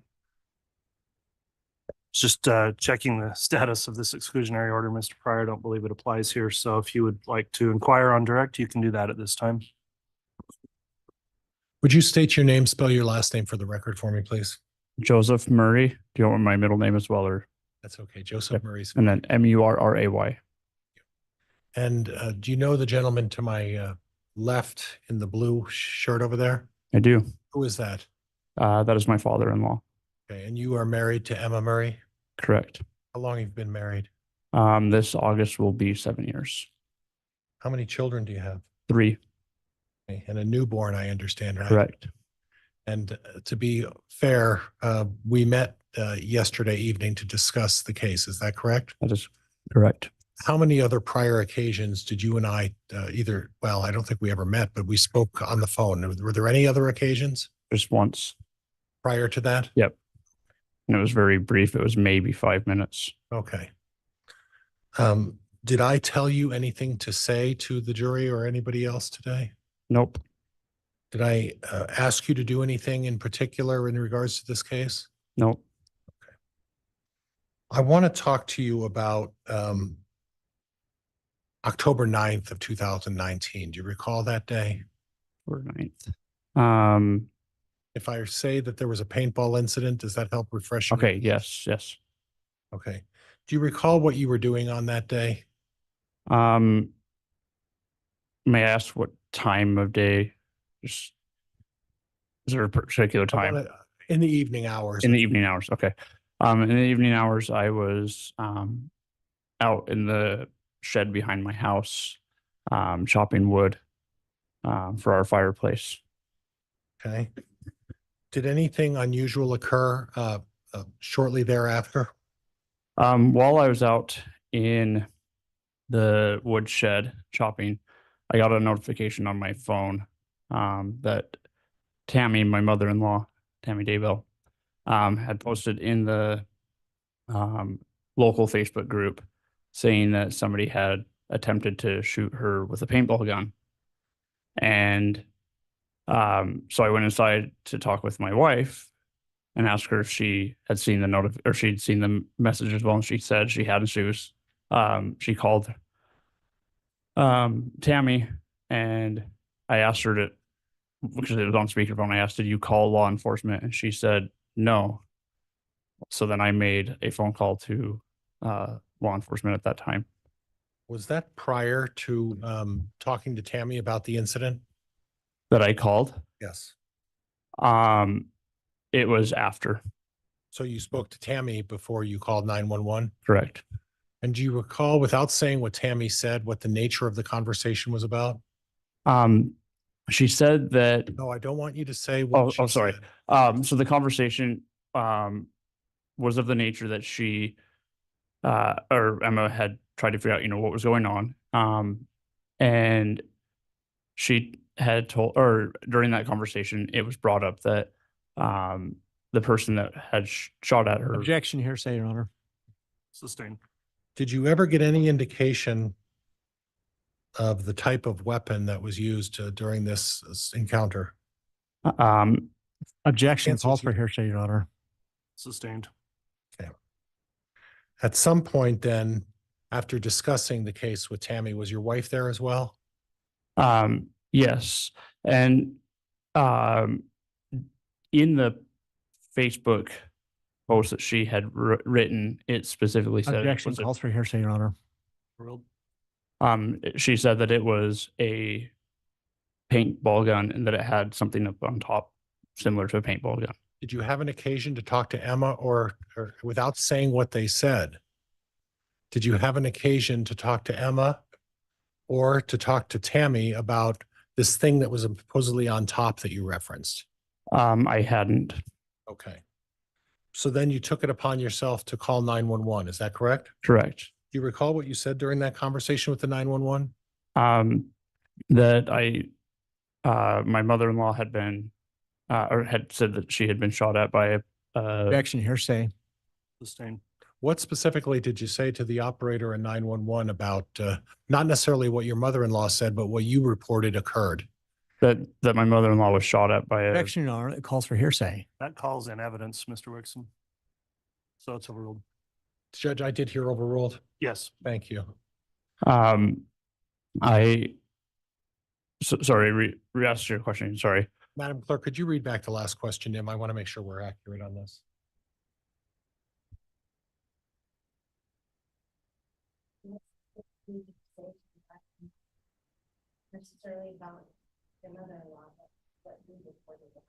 Okay, so I don't know verbatim what I had said on the phone call, as that was several years ago. But I had told them that my mother-in-law was shot at by somebody with a paintball gun, and that somebody had and that the person had run off based off of what my mother-in-law had told me. Okay.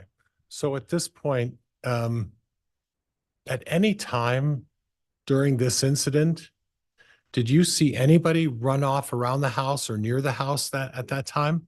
No. During this incident with the paintball gun, where were you specifically when you got that Facebook account notification? I was in the woodshed because I lived kitty corner from them at the time. Okay. I was in the woodshed, which was behind my house, which was not even in the view of my in-laws' house at that point. Okay. At any time, did you hear a scream or a yell? Nope. Did you hear any kind of noise or commotion over there? Nope. Did you hear any kind of a swishing sound or anything that would indicate a rifle was shot off? Nope. Okay. Now, back in that woodshed, you may not have heard a swishing because you were quite a ways away, Yep. correct? But again, you didn't see anything either, correct? Nope. And at any time, did you ever tell a police officer and advise a police, well, let me put it this way. Do you remember talking to a Coulter Cannon? I do. Okay, how did that transpire in your discussions with Officer Coulter Cannon? So, after making the phone call, I continued out chopping wood. And I was actually over by my garden because I was trying to watch to see so that I could talk to the police officer. So I was closer or away from my house at that point, in the pasture. And I had seen him approaching, and so I ran up to him. He was still in his vehicle at the time, just across the street on the west side of the home. And I told him what I had, or that I had called, and that, based off of what I understood, that the person had run off. Okay. And I don't know what the person looked like. And how long of a conversation would this have taken place with Officer Coulter Cannon? Less than a few minutes. It wasn't very long because I wanted him to be able to have the time to go look for the suspect. Are you relatively clear on what you said to Coulter Cannon that day? I believe so, yeah. Okay. At any time, did you advise Officer Coulter Cannon that you observed someone running off from the house and running behind the house? I did not. How certain are you that you never made that statement to Officer Coulter Cannon? Without a doubt. Okay. Did you talk to Officer Coulter Cannon about this being a paintball gun? Yes. At any time with Officer Coulter Cannon, did you mention the words high-powered rifle or scope or any of those descriptions? No, I did not. At a time, did you describe that Tammy Daybell saw a thing on top of the gun or the paintball gun? Not at that time. I did not. Okay.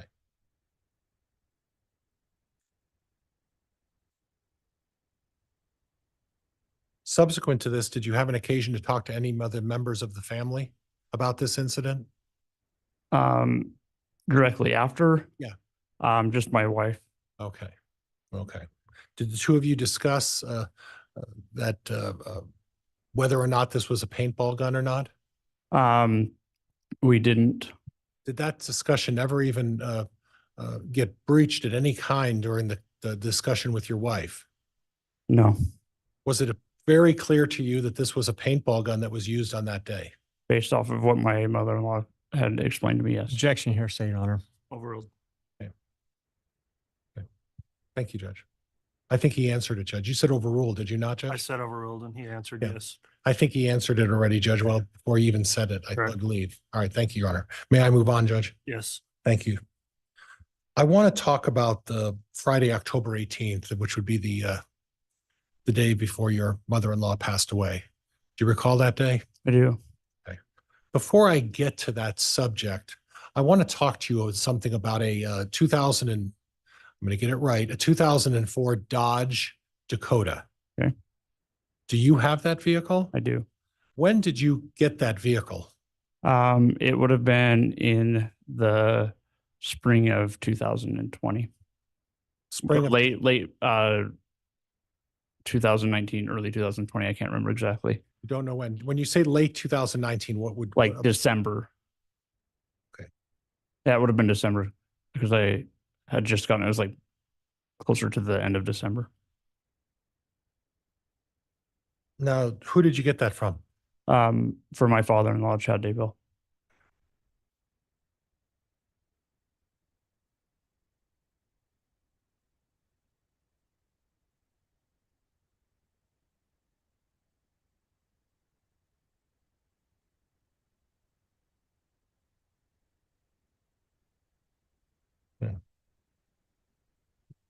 Now, you previously testified, well, maybe you didn't previously testify. I think you made mention that you lived kitty corner to Chad and Tammy's home. Is that correct? That is correct. With your wife? Correct. And at this point, I don't recall whether there were kids at that point, correct? Just one. One. Yep. You're up to three now, right? Yep. And growing. Yep. Okay. Did you have an occasion to observe Chad's regular patterns of travel, living kitty corner to him? Yes, because at that time I was working I was working at the hospital, and my shifts would start usually at noon. And so I would have to get ready and take our son to daycare. And oftentimes during that time, I would cross paths with Chad as he was heading to the Salem church. So you're familiar with his individual patterns of travel in the mornings, is that correct? Correct. And about what time, you mentioned something about the Salem church. About what time did you see him going to the Salem church? At about 9 o'clock in the morning.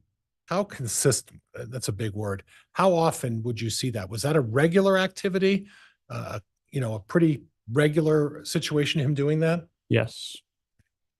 Did he ever vary that a little bit and maybe go to a different religious institution that you're aware of? I know because, and when I would see him, he would be leaving the house generally, and he had his laptop case in his hand and some paper. And sometimes he'd head to the Salem church, but there were other times that he didn't head to the church, but and I knew that he did some writing at the college as well. BYU library? Yep. Okay.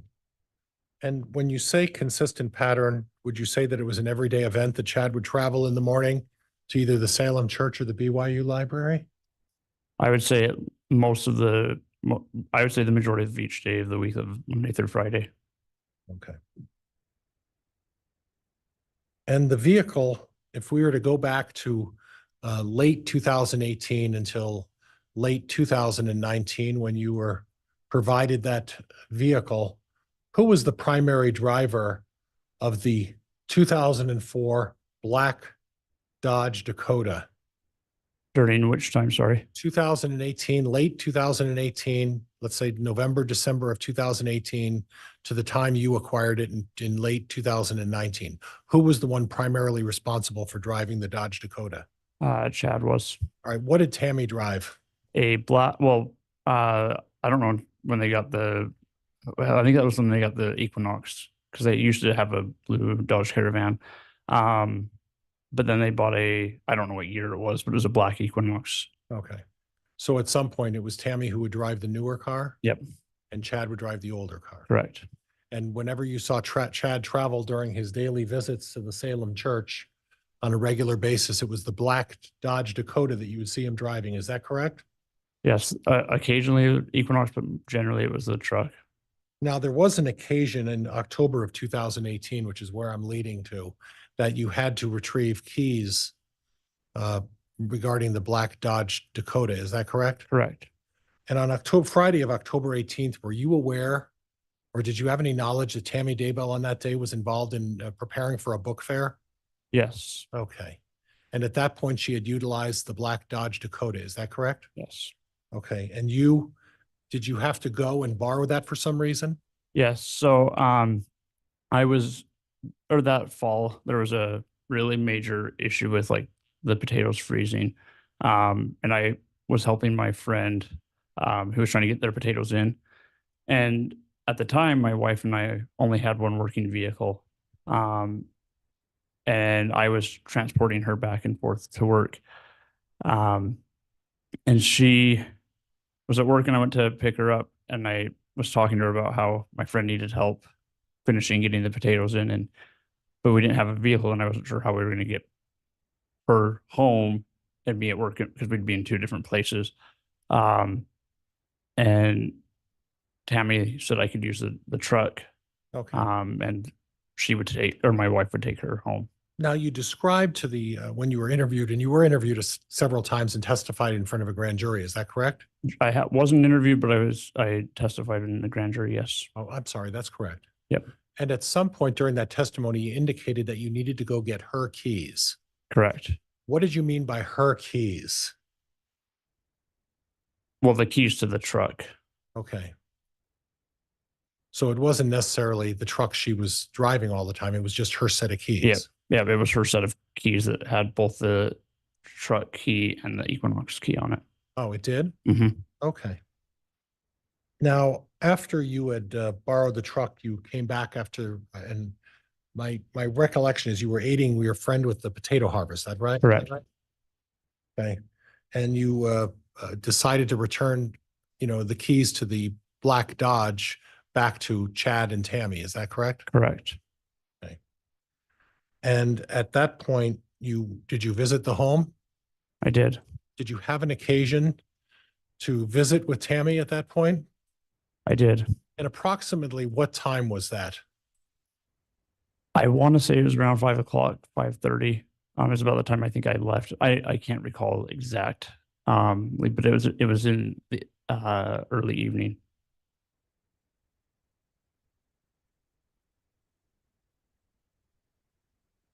Did you have an occasion to talk to Tammy? Yes, I don't want you to say what she said, though. No. I went into their house and I handed her the keys. And at that time she was sitting on the couch. Okay. Was Chad there as well? He was. Okay. So when you handed her the keys, is there a reason why you gave them to her as opposed to Chad? Because they were her set of keys for both of their vehicles. Did Chad also have a set of keys to those vehicles? Yes. Okay. So when you use the term, and that's where I'm getting at. So when you use the term her keys, they were actually her set of keys for both vehicles, correct? Correct. Chad also had a set of keys, which would be referred to as his keys, right? Yep. Similar to my wife and mine. Okay. Like most married couples. Everything's fair, right? Yep. Okay. And at that point, when you went in to see Tammy, did you observe anything unusual? Earlier in the day, she was exhausted, but she now, seemed more I exhausted. want you to stop there. Okay. When you said earlier in the day. There is a lot of talking over the top of each other, and I know this is difficult for the court reporter, so both Mr. Pryor and the witness, Mr. Murray, please just talk one at a time. Thank you. Okay. And Joe, What I was getting at, as you had mentioned earlier in the day, you had mentioned something about her physical condition. About what time was that? That was around 2, almost 3 o'clock when I went to go get the truck And where did you go get the truck? from the school. And that was the same day that she was working on the book fair, is that correct? Correct. Did you happen to observe her lifting any boxes or anything unusual at that point? I did. What did you observe? She was carrying around several scholastic school book boxes that are probably about this big, that were pretty heavy. And you had mentioned that she looked, I don't want to put words in your mouth. How did you describe her appearance at that point? She seemed exhausted and exasperated. And exasperated for what reason?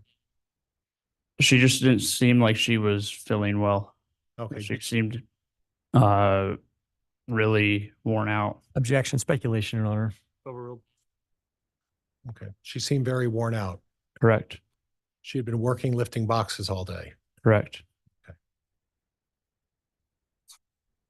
At some point later in the evening, did you have a chance to visit with her? Yes, when I brought the keys back. Okay. And what did you observe at that point?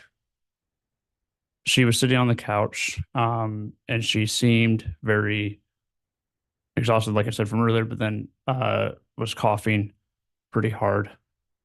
Okay. Was there any indication that she appeared that she was sick or that she was having any other symptoms? No. Okay. And at that point, was Chad there as well? Yes. And where was he sitting? He was sitting, so you come in the front door, and then over here's they had the couches kind of set like this, and then right behind the couch were their computer desks, and he was sitting at the computer desk. And I almost did it again. When you're describing Tammy on the couch, what was her positioning on the couch? Was she spread out or was she sitting up? She was sitting up. Okay. But was it very clear to you that obviously she was in some form of distress? It appeared that she was sick and that she wasn't feeling well. Okay.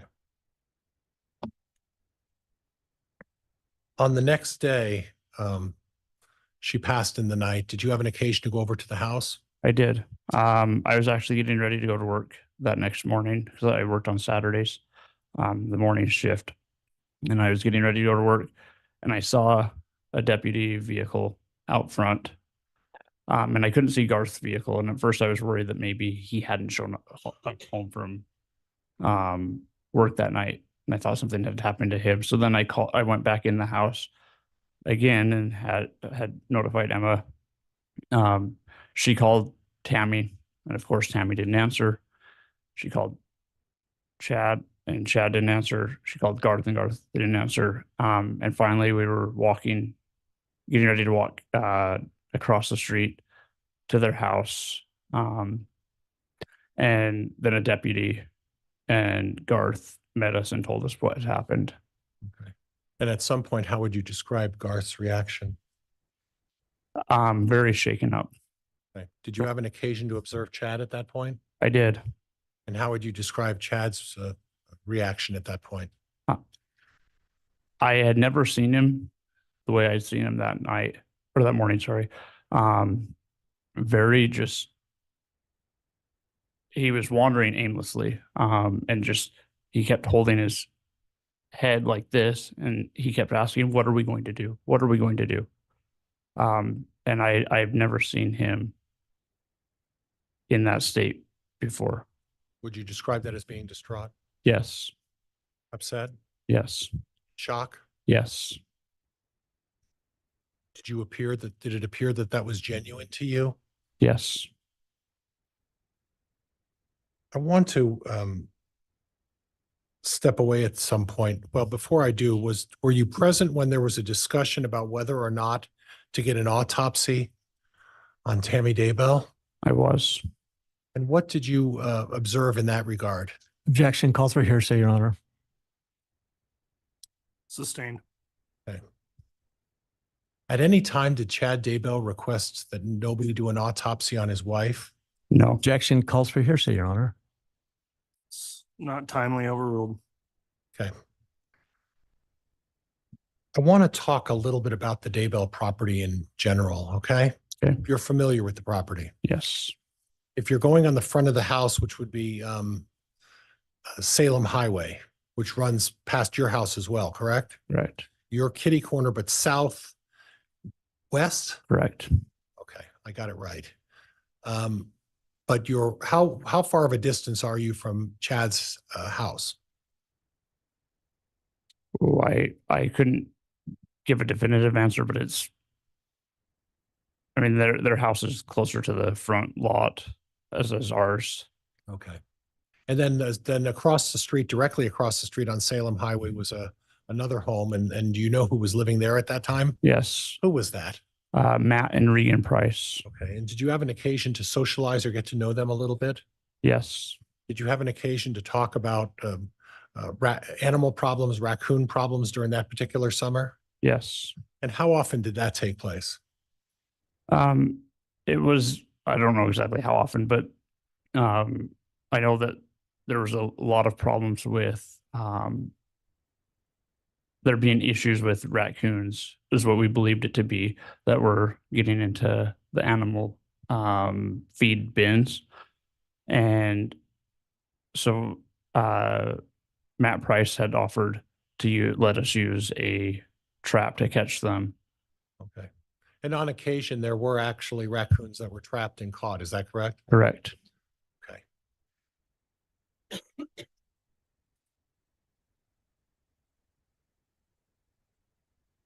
I want to talk a little bit about the rest of the house and the physical, some of the physical attributes of the house. There's a particular red shed on the property. Is that right? Right. And you had an occasion to borrow tools. Is that correct? Correct. Okay. You actually, how I learned this is you borrow tools from Matt Price as well, correct? Correct. And you sort of had a neighborhood understanding. Objection. Counsel's testifying, Your Honor. Sustained. Did you have some sort of an understanding in the neighborhood about the use of each other's tools? Yard work, I'd either ask Matt Price or my mother and father-in-law. Okay. And in regards to the red shed, was that something you required a key to get into? No. How would you describe access to the red shed? So it was on the west end of it. There's a garage door. Simply you turn the handle and pull up the door. Okay. Was that ever locked? No.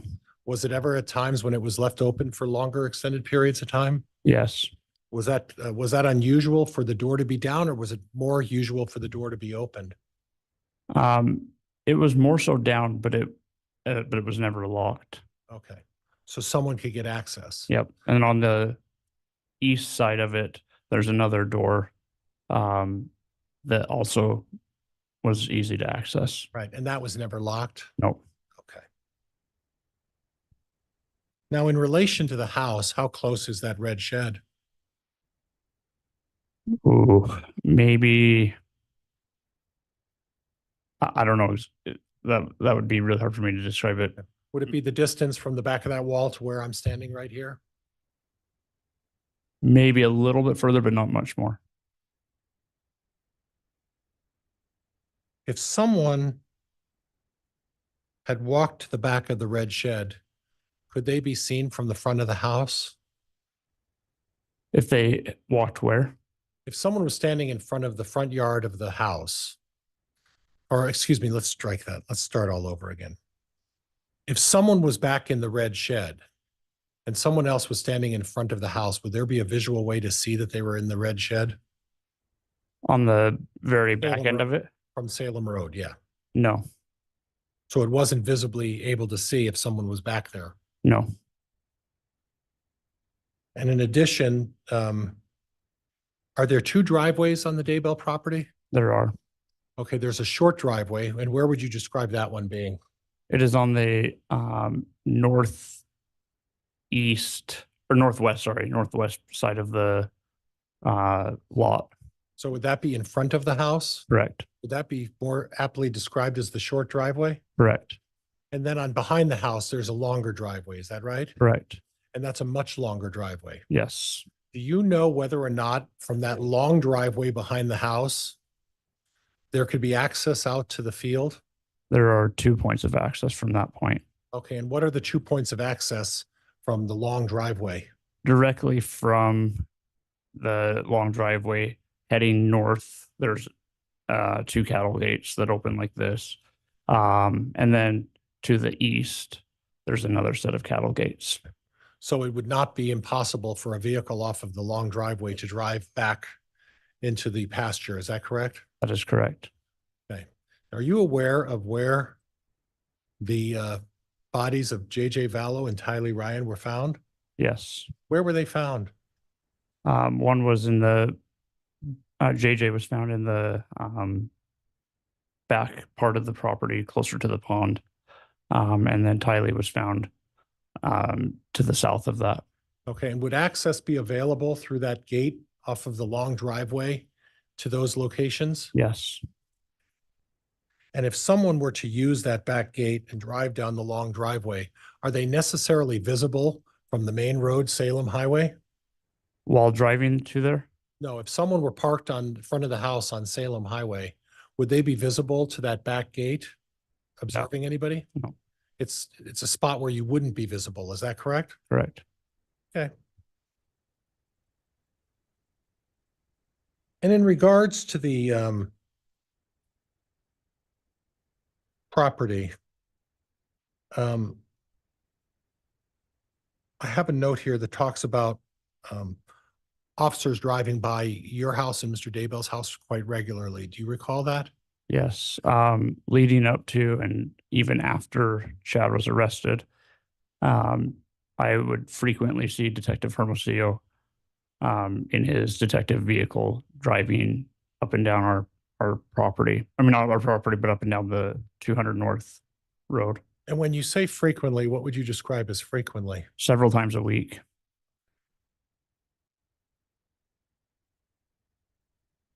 Now, I want to talk to you about a sponsored 5K race. And that was in September of 2019. Do you recall that? Yes, I do. Okay, what do you recall about that? What was the purpose in the sponsorship? So I had put on a race for an organization called Operation Underground Railroad. And I was the lead organizer of it. And it was to help children who were being trafficked to be able to be rescued. Okay. And at that point, you put on this 5K event, is that correct? Correct. And were you responsible for reviewing and maintaining the list of people who signed up to run the race? I was. Okay. And your mother-in-law at the time, Tammy Daybell, was involved to some extent, is that correct?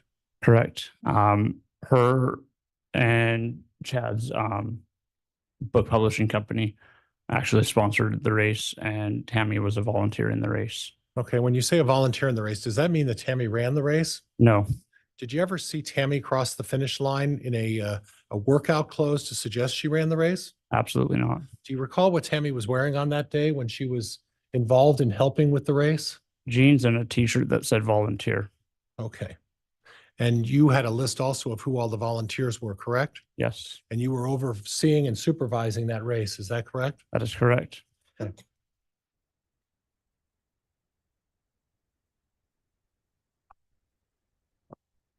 Now, there's some discussion about in early 2020 about you attending Sunday school, LDS Sunday school. Do you recall that?